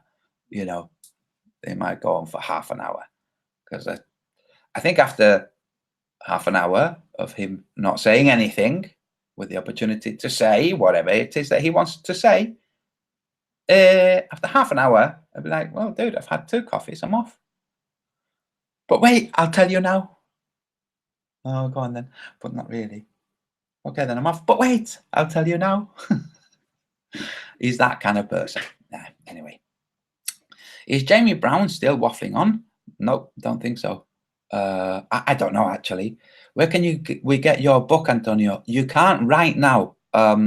It's out of print. I will have some more printed. You can have a wrench too. And it will be available from your largest book retailers. If you're in Britain, Waterstones. If you're outside Britain, other. I'm not sure which. Oh, he said he's busy, says Plano Frontal. Yes, I'm sure. Wasn't busy enough to say those 2 things, but he could have said, you know, this kind of people. I don't know. Just come over. These. Yeah, let's face it. He's working, but somehow he's also able to watch a stream and read the chat and write in the chat whilst he's working, busy. Kind of interesting job. Anyway, he might spontaneously compost. Yeah, that would be fascinating if he did. Multi Tom writes, Jamie's back to haunt us all. Okay, with his infinite wisdom. Okay. Waterstones. What? Waterstones, that's right, Shane Walter. And I'll let people know when it's there. It's going to be a while though, because I have to get a certain number printed to. Yeah. Rank you, Vincent. Are you going to do an electronic version of your book? At some point, yeah. I have to first make a website. So I had a website. It was made for me. It was a very nice, very smooth website. And then the was it GoDaddy? The guys those guys. They sent me a message saying, "Hey, we'd like you to upgrade your security so that you have this little green shield next to your thing, and that way you're extra protected." And I said, "No, thanks." And then they're like, "Oh, well, your website's gone. Should have taken that extra protection." Oh, I see. That's how it goes, huh? I'm sure. So I'm going to make my own website. I make my own website, and there I'll post the book. And eventually, the ebook, and then eventually I will have the ebook posted elsewhere. But that's how I'm going to do it. I'm not going to first put the ebook out there somewhere and then make the website, because part of the reason I want to make the website is to put the book in it. If I put the book elsewhere, then I have no real impetus, no real motivation to make the website. And I want to make the website for other things too.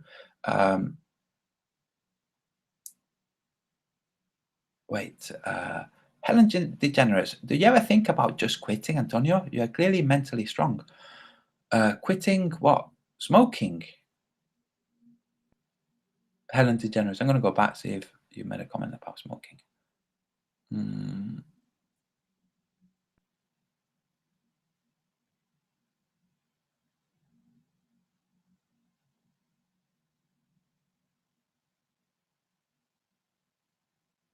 Oh, dude, that Awaken Humanity, that's really, really cool of you. Would you pass me an email? I'll put my email here. That's really appreciated. YouTube autoplay brought me here. Abomunist. Cool. That's interesting. They must have made a mistake somewhere. But greetings. And greeting to Jamaica Funny Eye Show. Jamaica. Yes, Rank you, Vincent. Yes, that's why. You're right. I agree. Get control of vid. Get control via your own website. That makes a lot of sense. It can't be messed with easily. Yeah. Yeah, thank you very much, Awaken Humanity. Yeah. And if you're in the UK, I'll take you out for a meal. It's like the least I can do, you know? Yeah. And I can give you all kinds of gossip that I don't give people on Hangouts, because it's not really the kind of thing that, yeah. Dan W, can you do live streams from the website? Ryan's once your YouTube goes all censorship crazy. Oof, don't know. Don't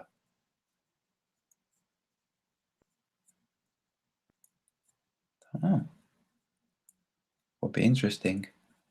I don't think YouTube is going to get rid of all flat Earth stuff. I really don't, because YouTube, after all, is a business. You know, if they get rid of all the flat Earth stuff, then they also get rid of all the anti-flat Earth stuff, and that's a pretty big market. And then you're just left with the Logan Pauls.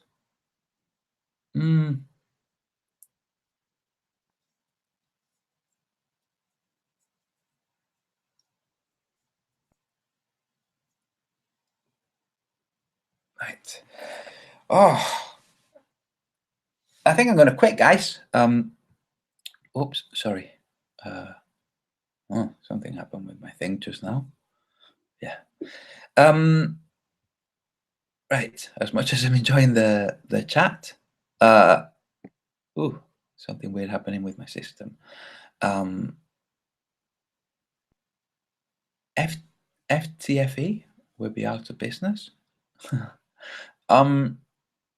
I will say this though, to anybody who's watching, who's at all contemplating going to any of the big conferences,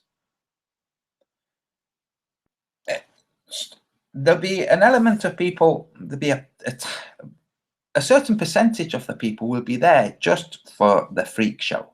Okay, as flat earthers, you'll be there just to see what Patrick Steer really looks like. You know. All of those people, they're still contributing to Robbie Davidson's pocket. That's not a good guy. Like, that's not a good guy. So, you know, I would just say, buy a treat for someone you love instead of giving your money to that clown. Helen DeGenerate says, don't go. Well, I need to go and make a coffee. Oh, no, I don't. I need to go and warm that one up. Daniel Smith, don't waste your money. Absolutely don't waste your money. And by the way, the people who are asking for a book, it's a shame because now you can't send messages privately through YouTube. Before you could just message people directly through the channel. But I was going to say there are people in the chat that have the book that have read it who might lend it to you. I'm not sure, but I will be. And by the way, the next run, I will have fixed all the typos and weirdness, and it will have the new maps instead of the ones that are in there now. What do you think about hosting an alternative info site on a porn website? Lots of traffic and no censorship. Seems okay, right? Fractal Escape. Interesting move. That's definitely an interesting move. I don't think making a deal with the devil is a good move, though. Although I don't believe in the devil. But yeah, nah, not really. It's like, hey, here are all these people who have been abused, and that's why they're now porn stars, and you can benefit from that, see?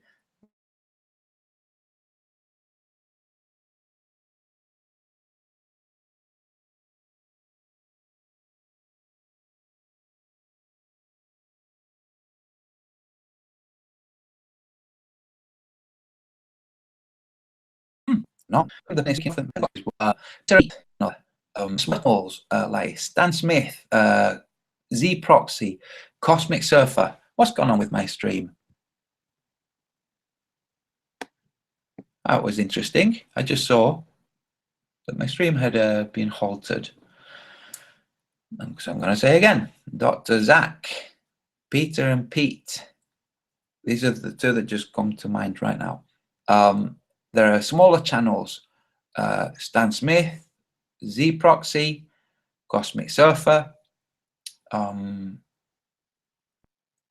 There are foreign channels, but like Jay Savoy, and I think it's Jay Savoy. I'm thinking, that's kind of, I can't think. Yeah, I saw Stan Smith. I saw it's glitching. Oh, right. So Chuck the Canuck. Thanks for. I'm going to look at this video right now. So Chuck the Canuck. It's like this, guys. Okay. If you go through the chat and you look at who is in the chat and who has a channel that's got videos, just go and look through them. No fanfare. Yeah, of course. How could I forget that? But yeah, in terms of big channels, none. Sorry. Oh, Orphan Red too. Yeah, forgot that. I'm looking at the video that you just posted. Yeah, the stats aren't the things that people thought they were. That's just so interesting.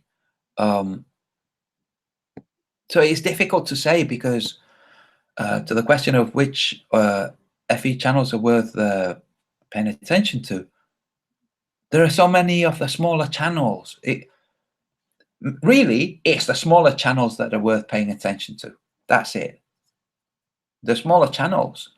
The larger channels, they start playing political games. They don't present anything that's they might have done in the past, but they don't now. They've run out. They've exhausted the things that they can present, and they don't, because they're not really engaged in a real investigation. They don't find real stuff to present. So, presenting stuff from NASA is like, yeah, very entertaining, but it's still Taboo Conspiracy, though. By the way, that's another cool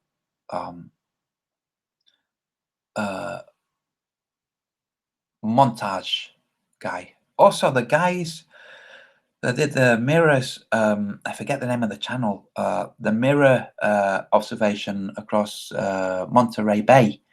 Those guys. But it's so difficult to keep track of people because apart from anything else, you don't get notifications. You don't get notifications when they upload new stuff. And then you think, you think, I wonder what these guys are doing. Or you do a video, you search for a video, you find the video, you then look at the channel and you see they've uploaded a whole bunch of stuff that you weren't notified about. So, yeah.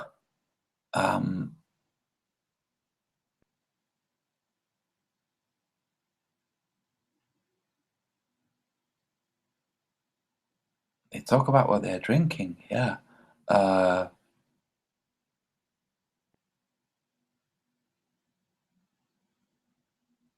Hey, the Globe Light. That's interesting. I'm gonna. Oh, okay. So here's another one. I'm not so familiar with your channel right now, dude, but I'm gonna give you a wrench so you don't get gagged by any of the Globelings that might have a wrench here.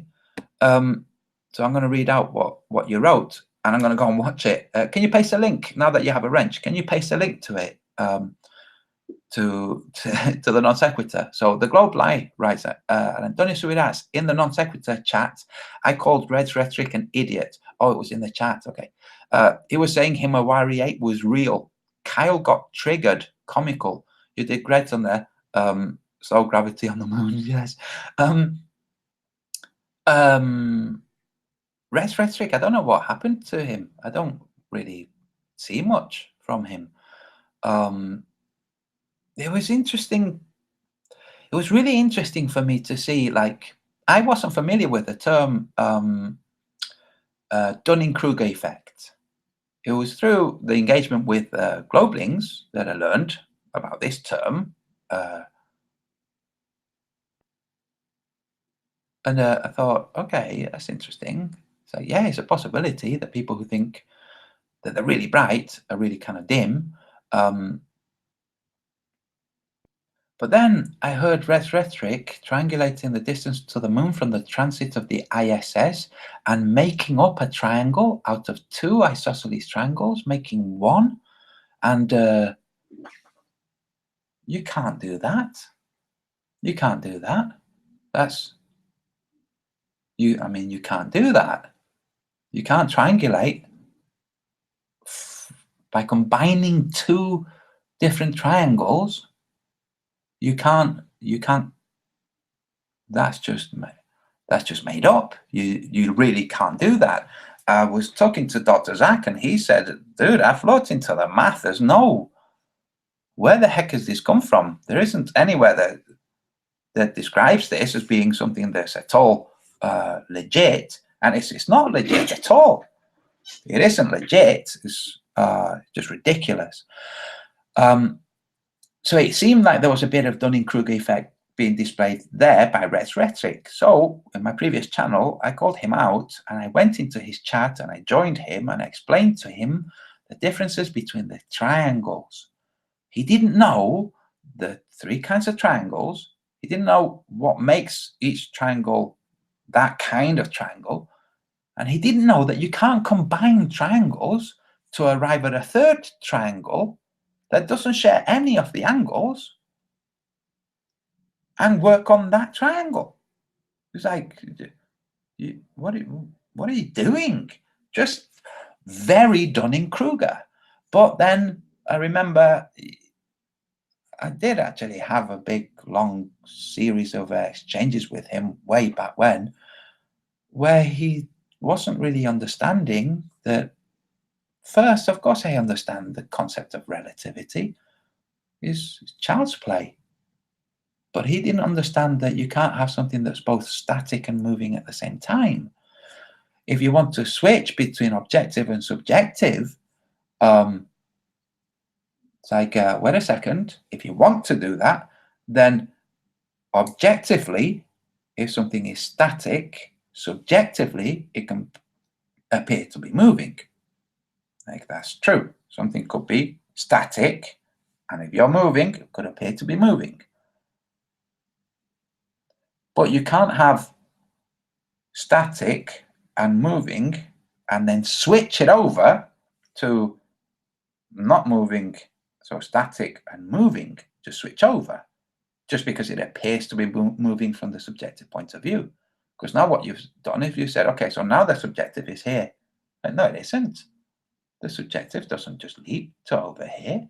You're imagining that. That's just imagination. But the point is, in the heliocentric system, neither is static. And yeah, anyway, he couldn't get it. He couldn't get it. And that says Dunning-Kruger, because he definitely thinks he's very smart and that he really gets things. Javon Factor, hello. Yeah, just bizarre, just really strange. Taking two triangles, I'll show you what he did. It's just very, right, so.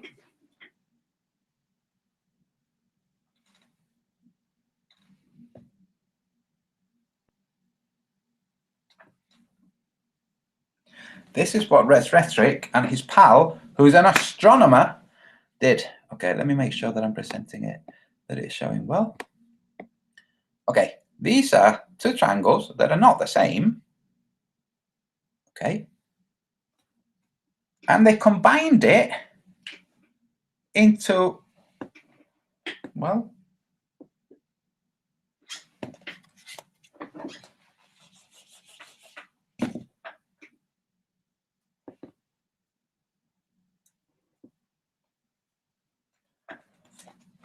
a single triangle. It's like, wait a second. And I showed this, I discussed this with him. He still couldn't grasp it properly.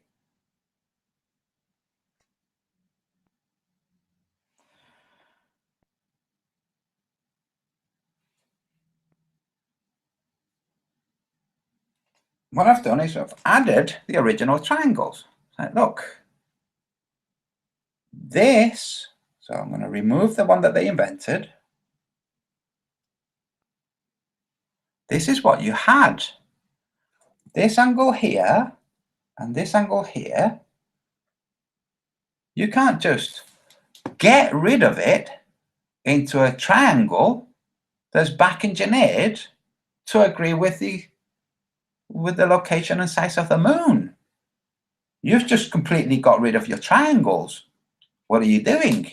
He didn't get it. Like he genuinely didn't get it. And I think it's because the poor guy is that level of dim that is very easy to influence by people who play into the intelligence. You know, dude, you're so smart. You know, can you see how this and this and this?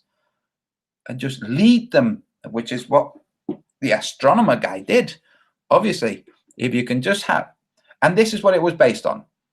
Okay, for those who don't know, it's on his channel, by the way. All of these are on his channel. The video where I explained to him the difference between the triangles, he pulled that video. It was on a live hangout. He pulled it, gone. Okay, this is what you have.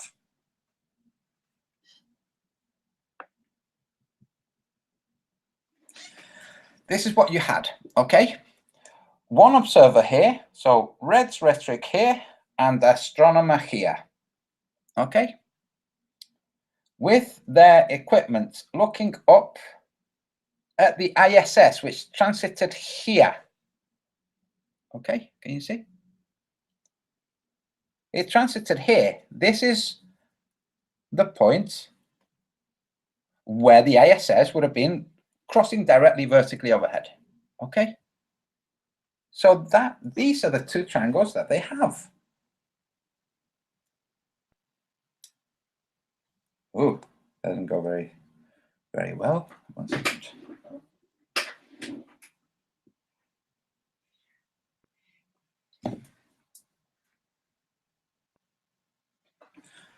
These were the triangles that they had. This was Red's triangle, and this was his pal's triangle. Unfortunately for them, this makes it seem like the ISS was ridiculously close to the Earth, and so's the moon. So they had to get rid of this. So they did. They did. They just made up a different triangle and said, there you go. Made up a new triangle, said, there you go. We'll work it out from this because we can see. Like, that's not how the world works, dude. Anyway, so yeah, I'm glad you mentioned that because he is a bit of a dim. Divine Plane where I can. Hey, is the Divine Plane? How you doing, Andy?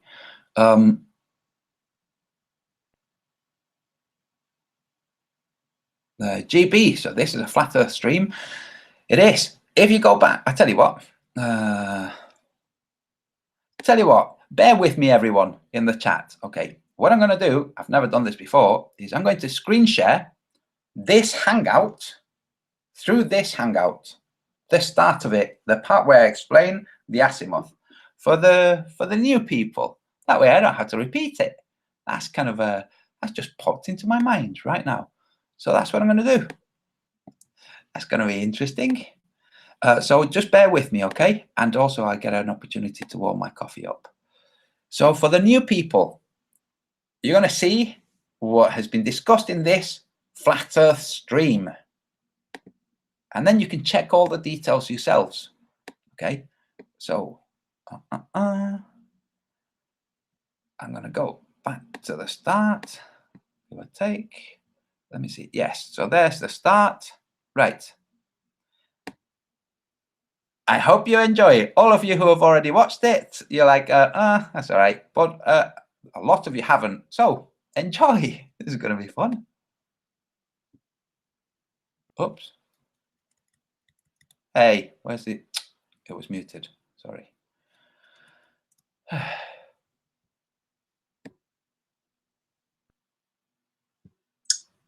I do have a little bit of proof. So I'm going to screen share. Just give me a second while I organize myself. Greetings. Now, wait a second. Is the audio coming out okay?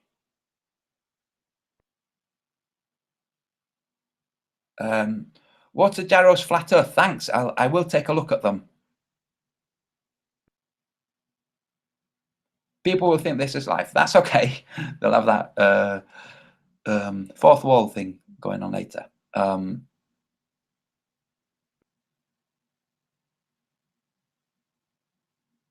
Phil, in the black. I'm not sure what you're referring to. I'll look later. Audio, sí, muy bien. Wait. You said sí, but yes, good. Thank you. Right, enjoy. But in the chat, right. What I'm going to do is screen share the proof, and then we'll go over it.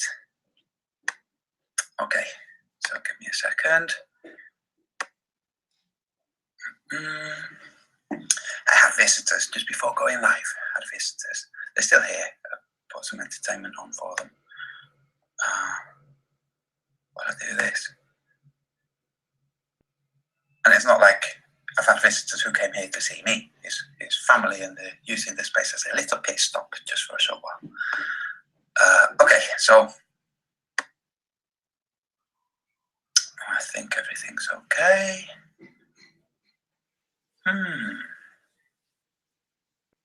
Okay. Make sure volume's okay. We're going to play this video. It's only short. Okay. This is from Enslaved by No Media. Okay. It's only setting almost due north. It's not really, but it is definitely like not right. And that's what we're going to look at. So we'll listen to the audio too.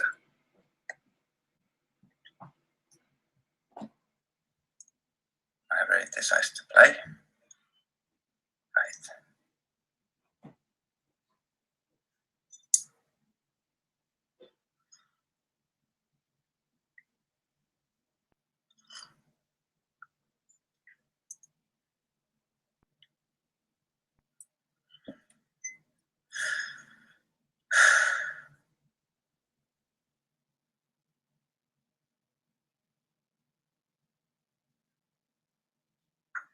Hey guys, I'm out back at my house.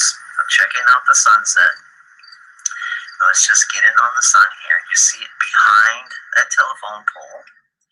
And as I draw back the zoom here, you'll see a telephone pole that is leaning onto another telephone pole. Okay? And now I have my compass set up on my phone. And if I follow straight down here, you'll see that the sun is setting past 3:30. Okay? About 3:35 right now. You just go back up. Straight line.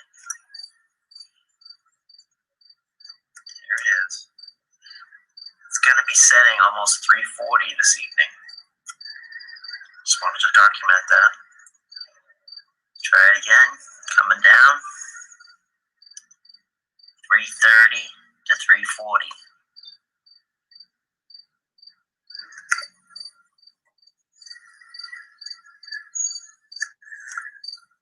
Not 3:02 like time and date says.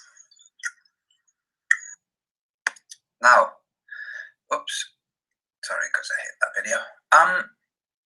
One of the good things about this video, I mean, this is a cool video, okay, the one we just watched. One of the good things is that whilst he zooms down to, pans down to the compass on the compass app, okay, this slight fluctuation. I say this is good because Globelings who won't be able to deal with what I'm presenting now, they would claim that what we're looking at is a snapshot of the compass. It's not a real compass. He didn't turn it around. We see it is, okay, it's not a snapshot. It is a real compass, or as real as they can get on apps like this, because we see this slight fluctuation. I'm going to see if it plays now. It happens later as well. So watch carefully.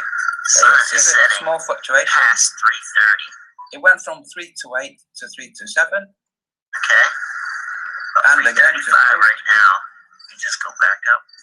So that's proof that that is a compass and it's free and it's not doing anything. There's no trickery, okay? And there's the sun. Now, we're going to work from 328, okay? Which is what it said at the top of the screen here before the call came in. 327, 328. Watch, just before that, it said, oh, wait. 328, see? You'll see that Right, and only because it's a nice round number, that's all. Now, this is misleading, just so everybody knows. It's misleading because the compass is going by magnetic north, which is off. You know that magnetic declination thing? It's off. It's still a big problem, a huge problem for the globe. Because what we're going to do is we're going to correct for how much it's off and see where it lands then. You see, it's at 328. Let's say it was off by 14 degrees. 14 degrees west, let's say. That would make this reading 314. But the sun is supposed to set at 302. 314 past 302, right? Well, there you go. That's what we're going to do. Here's the magnetic declination for that location. 14 degrees west. See? That's why I said, say it's 14. It's because it is 14. So we've corrected for this. You see, this isn't pointing due north. It's pointing 14 degrees west. Which means this, where this is pointing now, is pointing west of north. So we're going to correct for that. Okay? This is what it looks like when you've corrected for it. Can you see? That's his location. This is already corrected, those 14 degrees. See here, the azimuth? I've already corrected it. If I was going to place it at 328, watch the small grey patch that plays the role of the sun. I'm going to scroll it to 328, okay? So that's here.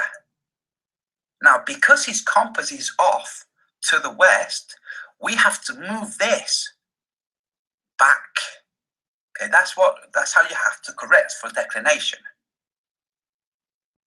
So we move this back 14 degrees, which is how much it's off. Okay, so approximately here. Can you see how, according to the globe predictions of the sun, it's set? It hasn't set, though. This is what his compass is telling him is the location of the sun once we've corrected for declination. Okay? What the compass is telling him here, once we have compensated for declination, which is here, is that the sun that he is filming is here, which is too far north. He's absolutely right. It's definitely too far north. He hasn't factored in the magnetic declination. That's just a simple error. But it is too far north. And because, generally speaking, we get accustomed to our surroundings and we know where south is and where north is. And when things are going a bit too far, it strikes us. If it's only a fraction, you know, we might think, that looks like it's just a little, we might not really, it might not prompt us to get our compass out. But when it's off by, say, 10 degrees, 10 degrees is 20 sun widths, okay, give or take. So let's go back to the video and look at the sun and consider, let's zoom in here. If it was just 10 degrees off, that would be, well, it would actually be 9 sun widths. The sun is supposed to, according to Time and Date and SunCAG and all of the others, the sun is supposed to be setting, well, if you count sun widths across here, the sun is supposed to be setting, well, 9 sun widths. So, no, not setting, actually. It's supposed to be, right now, 9 sunsets further that way. It isn't, though. Wait, let me just make sure that I make this absolutely clear. That would be 10 sun widths of the sun through a solar filter. Okay? So, however big the sun is, seen through a solar filter, stack 10 of them next to it, and that's where the sun should be when it's setting. Well, actually 12, but never mind. Supposed to be set. I mean, the whole thing's just broken. The whole thing is broken. Okay, look. Here's where the sun is that he's filming. You can see it has set according to the predictions of the globe. Now, the only way to do this, to display this, is by moving the time ahead. Well, the real world doesn't do that, does it? The real world is presenting the sun here. If I bring it to just before sunset, to say here, no, not even there, okay, here. This is approximately where his sun is that he's filming in terms of the horizon, okay? It's just above the horizon that we saw in the video, but this is not its location. His compass is telling him he's actually looking this way. That's rather drastic. Now you'll see the relationship between this circle and the distance. This is not playing the role of angular diameter of the sun. This is just a basic indicator, okay? If it was, we would see that it's actually like, it's 9-10 sun widths away from where it should be. That's the important thing, where it should be. This program tells you that the sunset happens at 3:02, the same as Time and Date. The two programs reflect each other pretty much, okay? But we're seeing, it's like, okay, your globe predicts this time of year, this day, the sun sets at 3:02. In reality, in the real world, it hasn't set yet, and it's here. And it hasn't set yet. We're seeing it. Okay? Like, we're actually seeing it. And it's not, if we'll wait till he zooms in. Can you see there's a distance between it and the horizon? This is beyond that margin of error that the globelings have, which is, well, when you're seeing the sun at the horizon, it's already actually set. Because that margin of error is only half of the sun's diameter.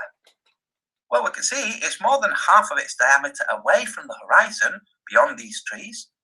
So you can't say, oh no, the sun has already set, and what you're seeing is it's bent light. It's like, no, it hasn't got to that region yet, where the refraction causes it to appear to be still observable, but really, in terms of geometry, it's already beyond the horizon. So sorry, that won't wash. Not only that, it's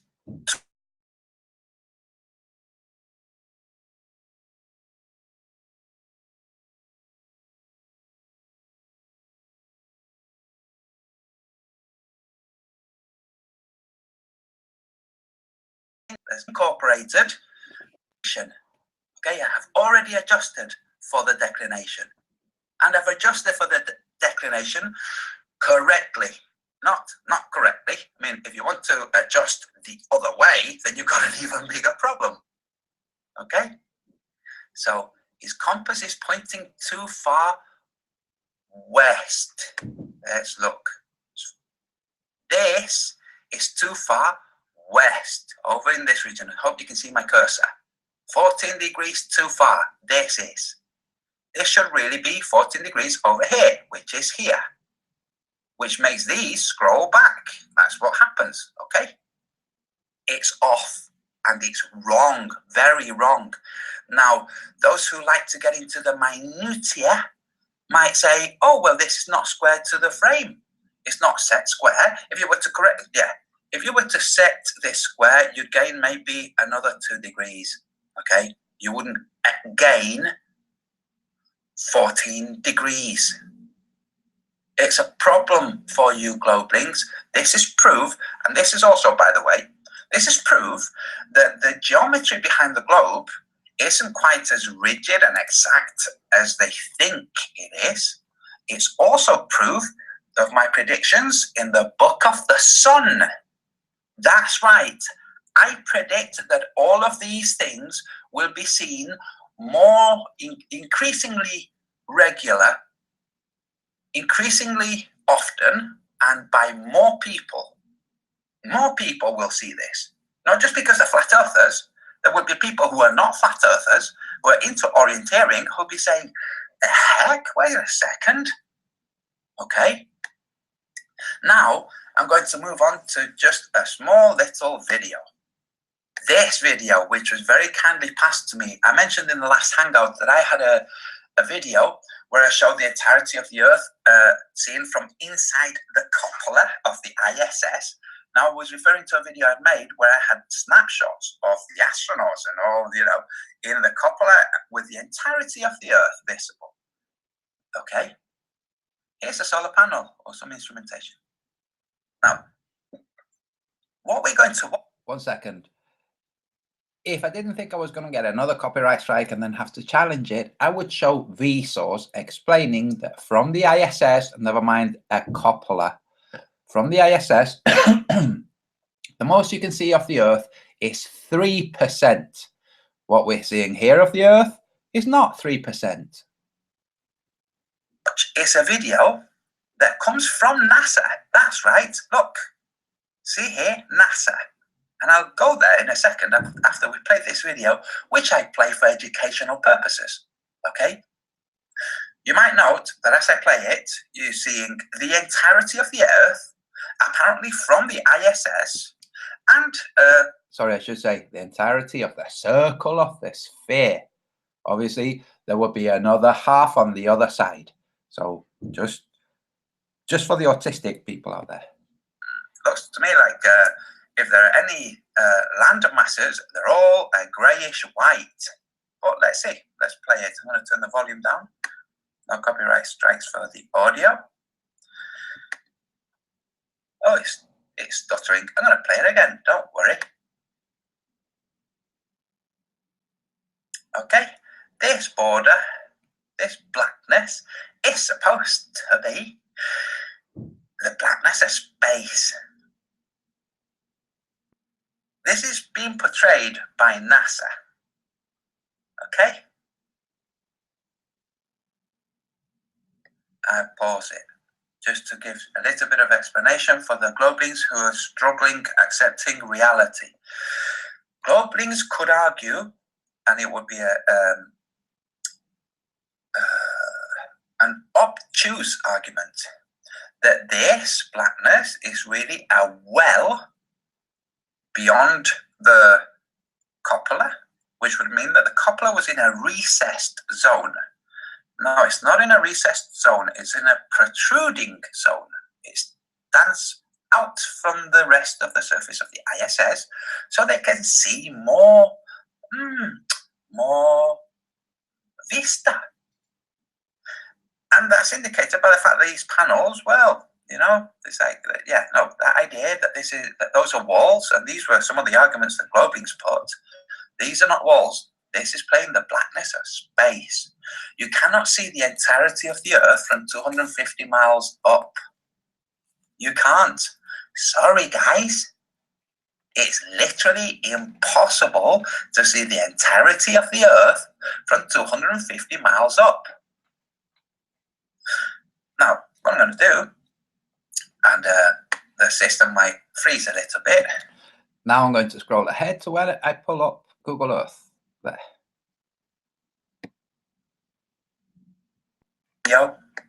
The bottom of the screen is cropped. Okay, so I can't. Well, maybe like this.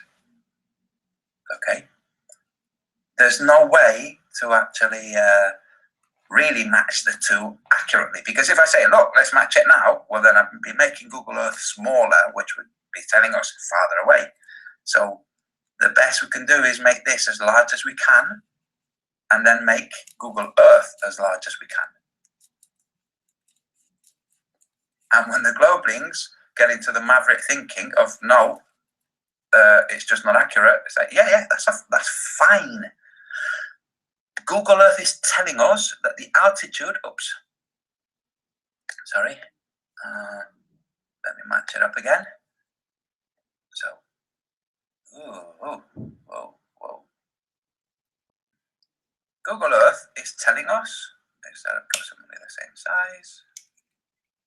That should be a tiny bit bigger.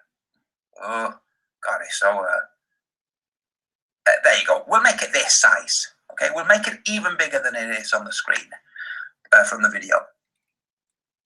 It's telling us we are 7,500 kilometers away.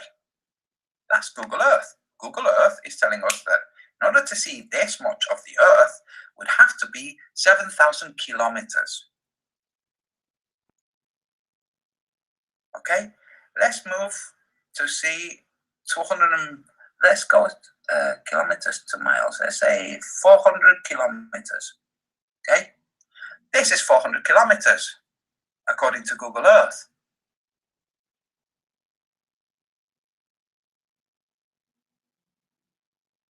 Oh, I didn't know there was a glitch there. Hello, 400 kilometers, give or take. There's something wrong with this show. So let's go to here. Imagery. So remember, it's imagery. Yes, we get that. Courtesy of the Earth Science and Remote Sensing Unit, NASA, Johnson Space Center. So, okay, so it's NASA Johnson Space Center that have made this misleading CGI video, because obviously that's what it is. Okay. For some reason, NASA has made a purposefully misleading video. Why have they made that misleading video? Because they want to mislead. They want to confirm the notion that, well, the ISS is in space and the Earth is a sphere. here we have a portion of that video, and this is, well, the NASA. See, nasa.gov at the top of the screen. See there, nasa.gov.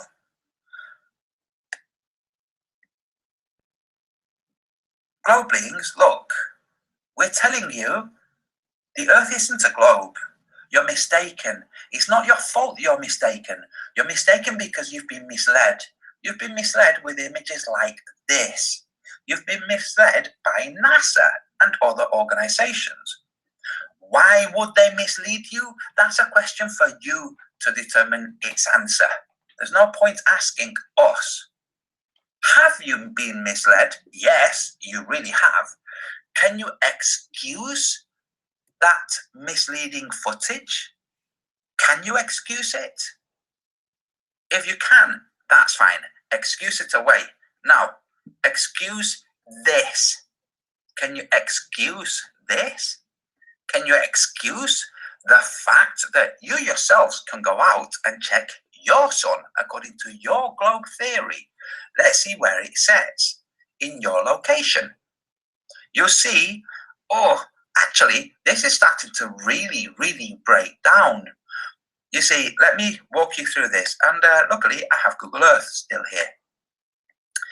How the sun sets on the globe Earth, and I'll bring the grid back up, at which time of year, okay, so grid, depends on, well, the sun's location. So let me pull up the sun, okay.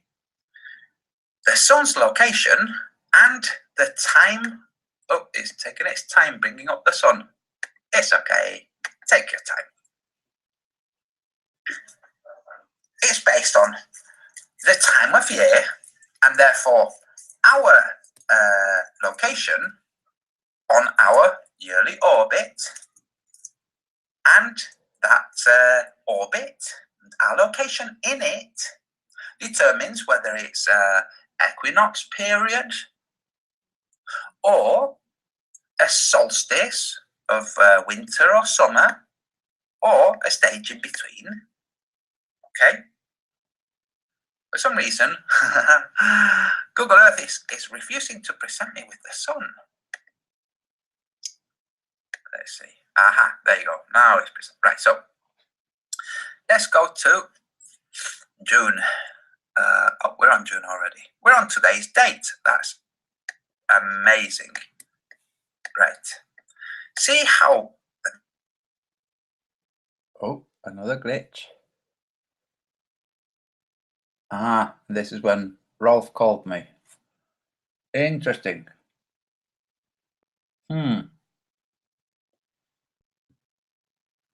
Too far, it means the... Let me just explain. Actually, I'll explain.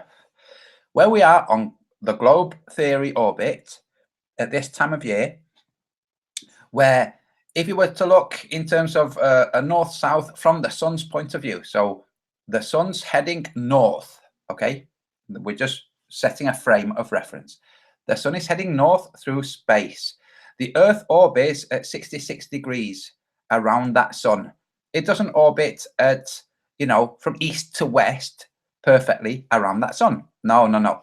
It orbits off center, okay, at 66 degrees. That means when it swings past the sun, away from us and up, that's getting towards the winter solstice for the north and the summer solstice for the south.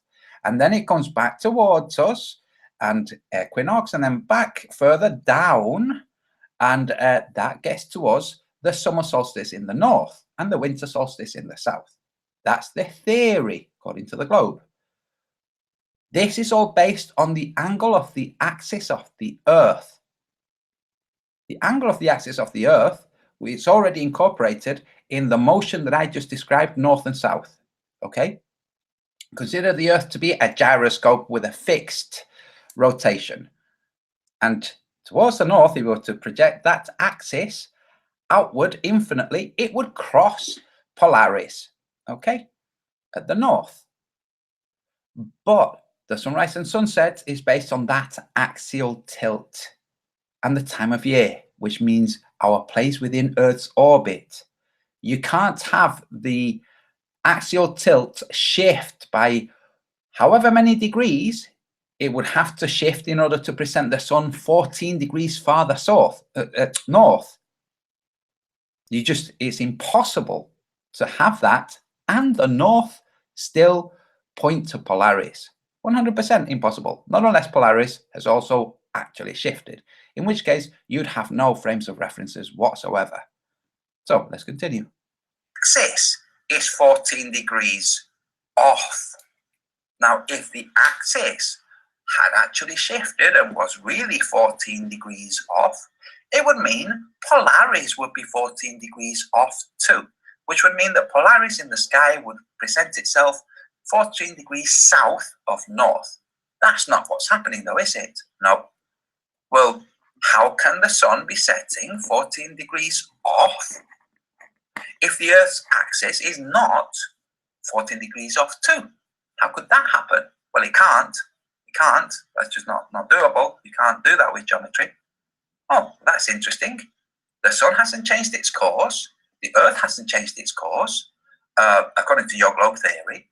But somehow the sun, instead of, well, let's see where the sun is. We'll see where the sun is. We'll find it.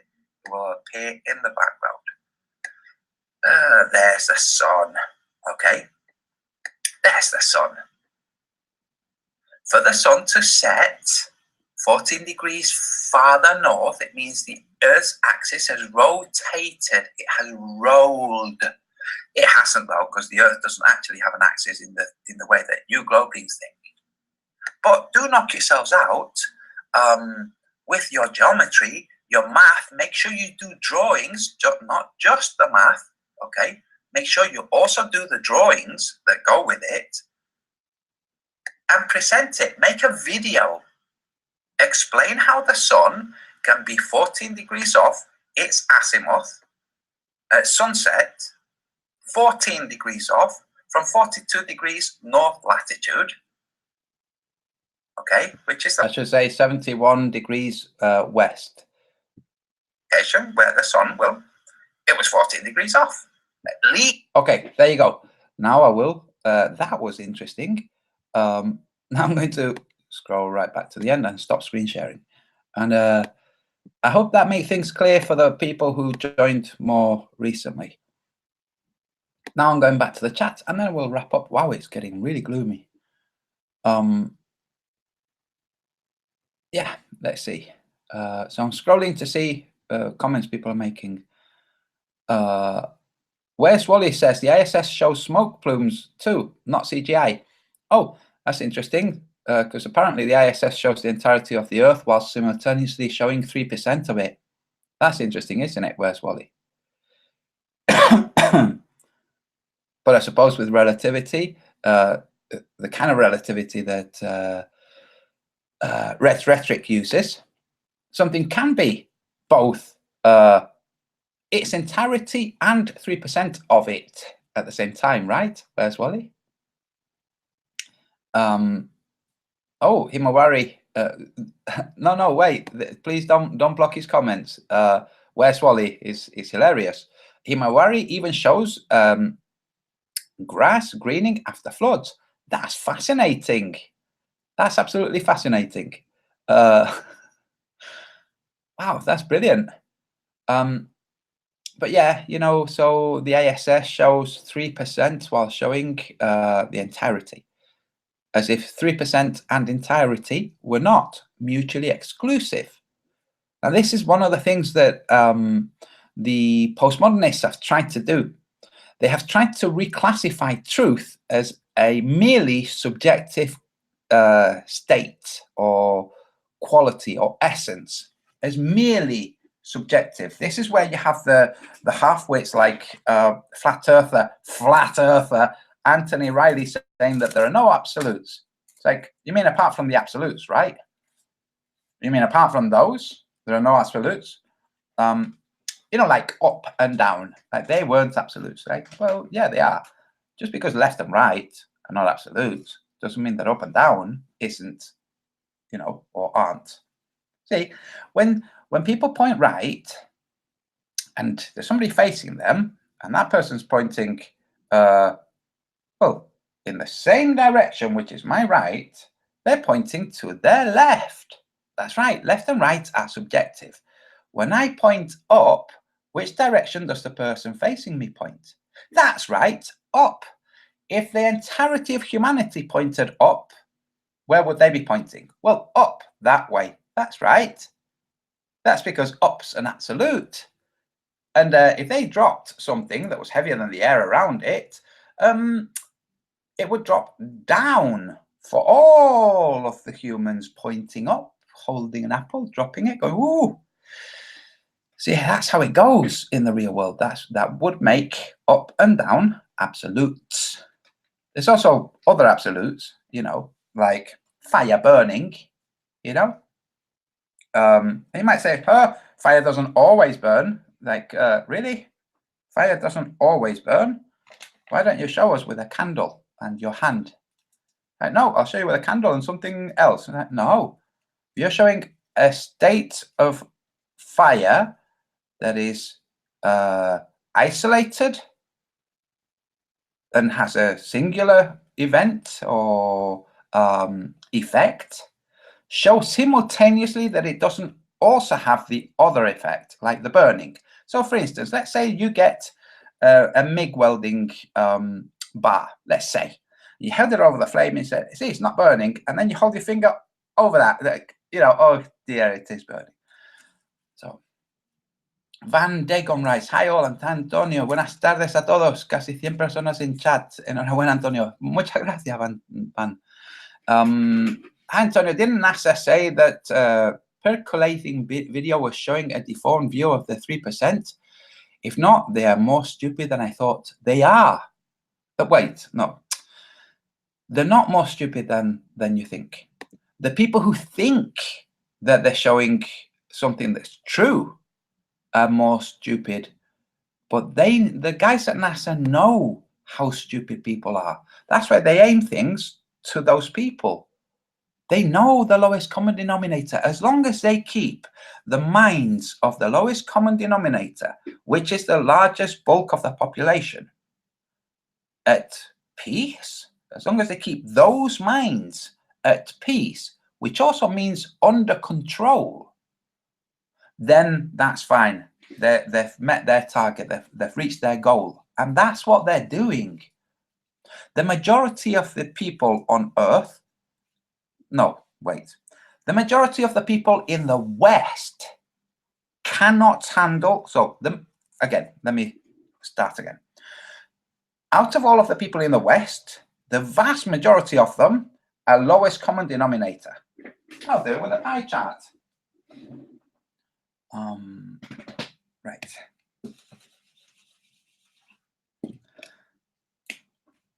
Population of the West. Wow, that's not very, let me do it again. I'm an artist after all. I want to get a good circle. That's not good. Sorry, you'll have to sit there for 3 hours while I do a perfect circle. Not really. Okay, there's a circle of sorts. Okay, it's a pie chart. That's a population of the West. Okay, the population of the West. Population of the West, that is the lowest common denominator. Let's say it's this portion. All of this portion is the lowest common denominator. In terms of intelligence, ability to grasp complex thoughts, okay? There's a crossover where a portion of those lowest common denominator are flat earthers. The rest that are not that lowest common denominator are people who can at least handle the fact that the earth is flat, in which I include myself and the majority of the people in the chat. We are all in this section. Do you see this crossover? Which would be, lowest common denominator and can handle that the earth is flat. Then there's the rest of us who are not in the lowest common denominator and can handle that the earth is flat. This rest of the people, they can't handle that the earth is flat. Those are the people who are being addressed and controlled by NASA. Those are the people that are necessary. They have to be controlled by NASA. NASA is not controlling them simply for evil reasons. Think of a board meeting, okay? Just consider a board meeting in the late 1950s when it turns out where it has been confirmed and verified that the Earth is flat, okay?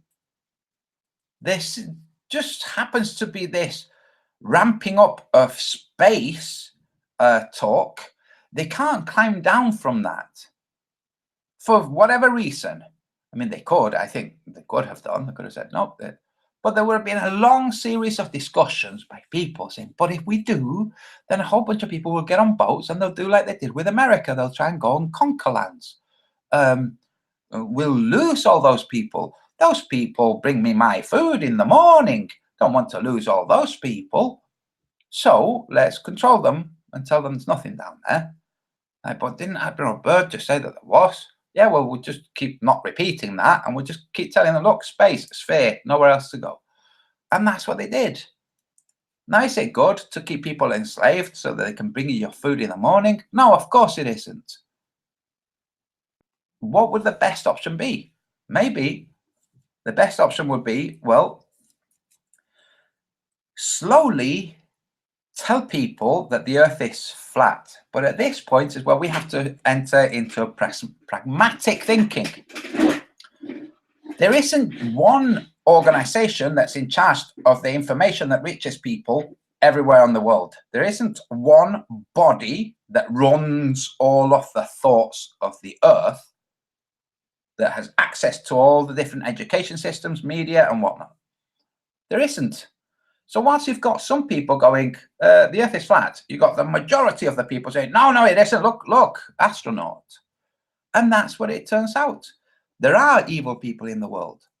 There are, I mean, and I say evil, even though I don't believe in Satan or anything like that. But there are people that they'll justify things and they'll have other people justifying things for them. And it's wrong, it's illegitimate. It's like this. Is this really the best state of affairs that we could have right now in existence on Earth? Is it really? Has everything really been done to quash the pedophilia in the world? Or the trafficking? Or the slavery going on in the Middle East? Because it doesn't get mentioned very much. There are still slaves on the Earth. Slavery didn't end with the Americans. Slavery is going on. But it's not mentioned because, well, not everybody's good. So is this really the best state of affairs that we can have? No, it's not. We could have a better state of affairs. We could have people not in slavery, and we could have people not being pedophiles. We could have that. And then we could deal with other things. Would we ever reach a point where everything is great? No, not really.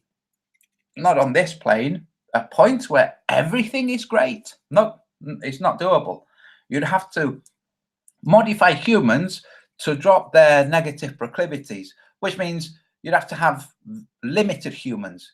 Because in the same way that you have people with really negative proclivities, you have people with very positive proclivities. And how do you cauterize the mind to think so laterally and so away from the norm for the negative proclivities, whilst not simultaneously cauterizing the positive proclivities? How do you do that?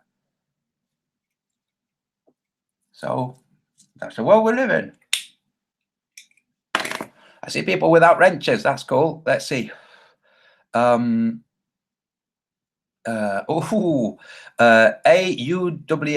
Q's ether. Maybe gold chains are better than steel chains. Very good point. I'm going to give you a wrench. And then there's somebody else. Moderator. Maria. Hello from Poland. Oh, sorry, Marta. Hello, Marta. Now I'm looking through the chat at the other people. There's still this guy, that Where's Wally guy, trying to say things. Tell you what, Where's Wally? It seems like you're engaged in something that's unhealthy for you. So make it easier for you to stop engaging by banning you. Okay, you don't have to engage now. You can watch other things. And unfortunately, with a pie chart, this is a situation. The vast majority of people can't handle the Earth being flat. The science isn't settled. How does this thing work? We've got to take all the things that we thought were science, not all of them, okay, a big chunk of them, and just get rid of them. Wow. You think the physicists would be applauding, going, brilliant, we can discover all kinds of things now. Great, let's go. You would, wouldn't you? And physicists will start. Yes, sir. That's what will happen. Because right now they're in a mire. You know, what else can they study? Levity? Well, now it's like, hey guys,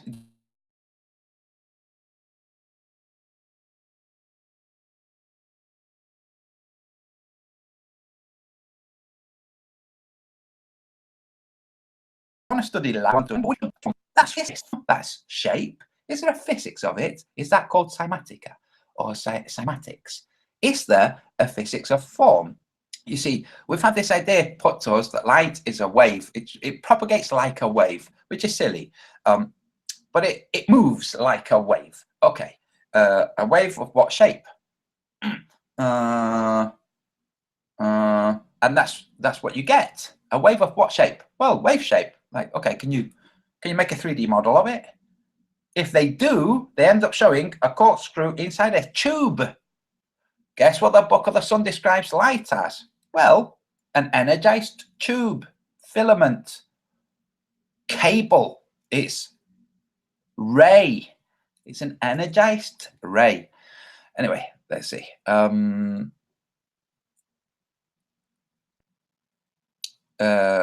Witter Watson writes, oh, it's interesting. It may be possible using smart breeding over a long period of time, eugenics, to breed out the pedophilia. That would be great. But unfortunately, it seems that pedophilia is very highly ranked in the fields of the people who would engage with things like eugenics. You know, it's a problem. By the way, congratulations to Alabama for their new law passed regarding male pedophiles. They don't have a new law passed for female pedophiles, but let's face it, female pedophiles do a lot less damage. They still do damage. They still exist. The majority of children that are kidnapped are not kidnapped by men. They're kidnapped by women. That's why other people don't notice. When they're trafficked through the airlines, which is how they're mostly trafficked, they don't want to cross boundaries, borders all over the place. They go through airlines. When they travel through airlines, they travel with a woman, not with a guy. It's not like a little blonde girl with an Arab-looking guy. No, it's a blonde girl with a Caucasian woman. That's right. Okay. So what about the female pedophiles? Something should be done there too. But at least they're dealing with the male pedophiles. Let's deal with them first, and then let's go after the women. And I forget which Middle Eastern country has just, oh no, it wasn't Middle Eastern. I think it was Pakistan. Caught 3 pedophiles who'd raped a 10-year-old boy and shot them 5 times through the heart and hung them from a crane. Yeah, there you go.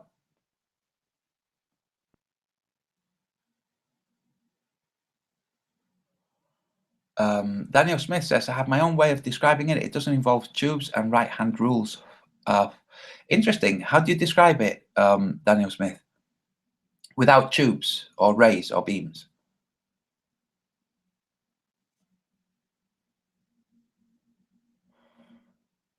Like fiber optics. That's Stuart Mackenzie. Yes, that's how I describe it. Literally, like fiber optics in the Book of the Sun. Okay, Daniel Smith, if you imagine beads connected together, yes, so resonance, yeah, yeah, that's pretty cool, but you have to allow for the information to be transmitted through the beads. And I take it that they're not actual physical beads, they're intangible beads. Yeah, same. But they're still beads. Yeah, it's good.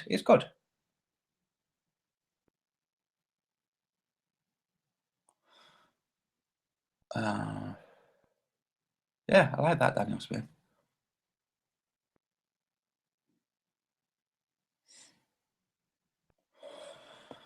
Let's see. Can you don't give wrenches to people with no content on their channels? There's loads of people with wrenches that don't have contents on their channels.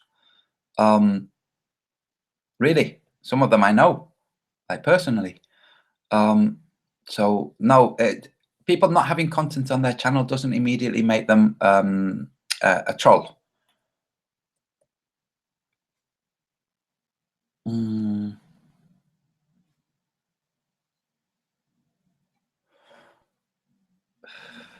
Okay, I'm looking. So the Supreme Architects, I appreciate that, but just notice what kind of things they say. Afterwards, I go through the chat and see what kinds of things are said. And if it turns out I've given a wrench to somebody that, whilst I was streaming, I didn't pay attention to, was somebody nasty, I removed the wrench and banned them. So yeah, don't worry so much about it. Just wait till people show how, or how they behave. Anyway.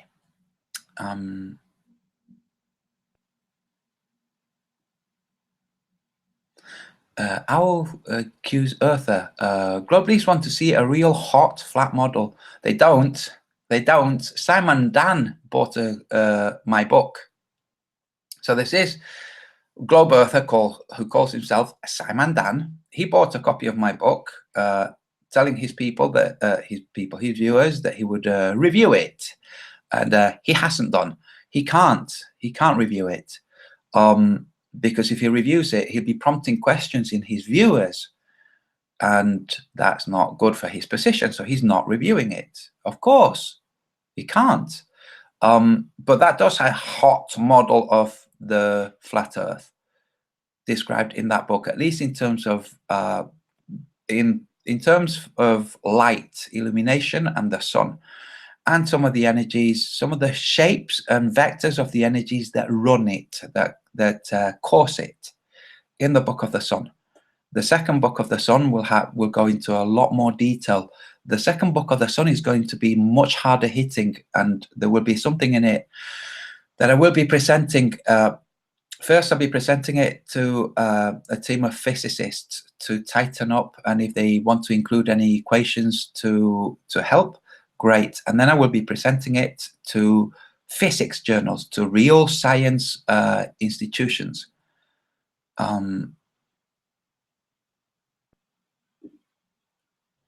Stuart McKenzie writes, I looked at the sun one time with sunglasses on and I could see a honeycomb structure to it. That could have been, it could have been that you were seeing something that most people don't see because you have a specific type of frequency. Or it could be the actual composition of the lenses. So it could be something that's there, and it could be something that isn't. It's very difficult to say.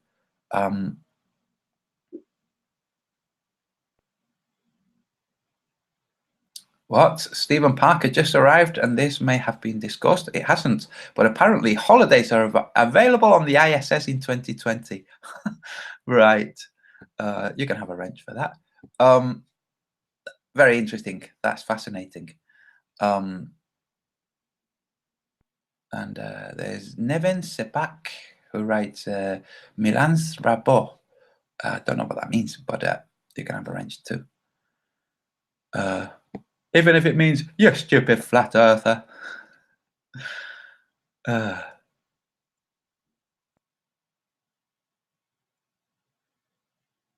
Oh, yes. Oh, of course. Awaken Humanity, Stephen Parker. It's kind of like when the magician pulls a random guy out of the audience. There may be holidays on the ISS, but we will never be picked. Yes. Lots of people have been to the ISS. Lots and lots of people. All of them perfectly reasonable, nothing dodgy about them people. Not a single one of them a paedophile, for sure. Right,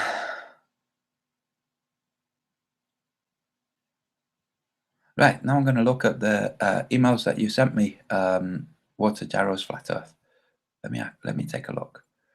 And then I will wrap this up. What is this that I have? Oh yeah. Right, and also what I'm going to do before I do that, I'm going to share in the chat a video from Chuck the Canuck.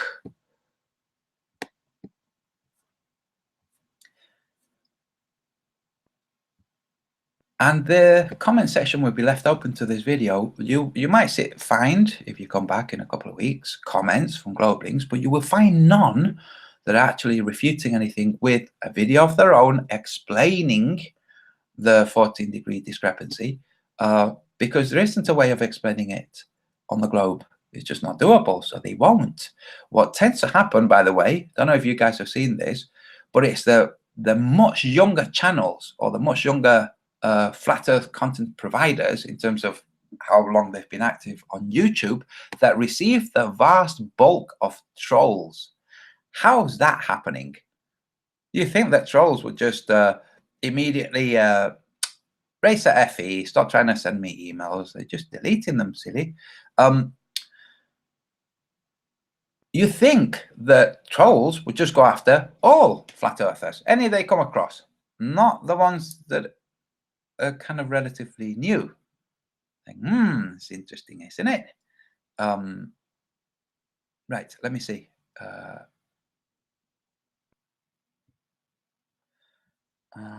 Oh, right, okay, no, I will read these afterwards. But thanks for your emails. What's a gyro? And now I'm looking at a couple of other emails. Let's see.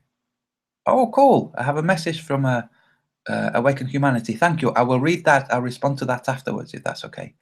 And let me see.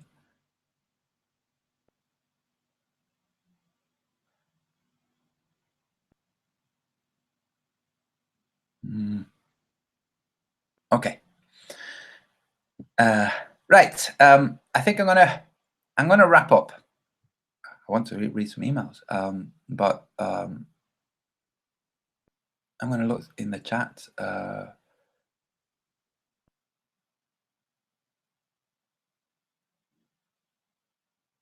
Yes, Van Dagon, absolutely. Okay. This is what he writes. Governments need to control the population. They need to control thoughts because global thinking is very powerful. They need to keep it wrong to avoid rebellions. Now, my only objection there is to the word global, but yeah, it gets the meaning across. And to achieve it, they will do whatever is necessary without looking back. NASA, Monsanto, Club Bilderberg, etc., etc. Antonio, what do you think of Monsanto and the pharmaceutical companies? I think absolutely abysmal, because with that, we're talking about actual life and death, the actual killing of people.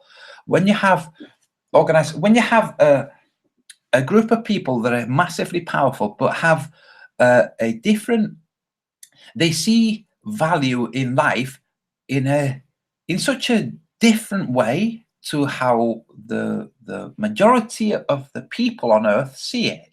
Like, just generally speaking, we have a tendency to want to protect the weak, not want to harm them, and want to cause as much lack of ease suffering where we can. That's just like a natural thing that we have, regardless of religion. Religions can contribute to that too, but it's a human tendency, just a natural tendency.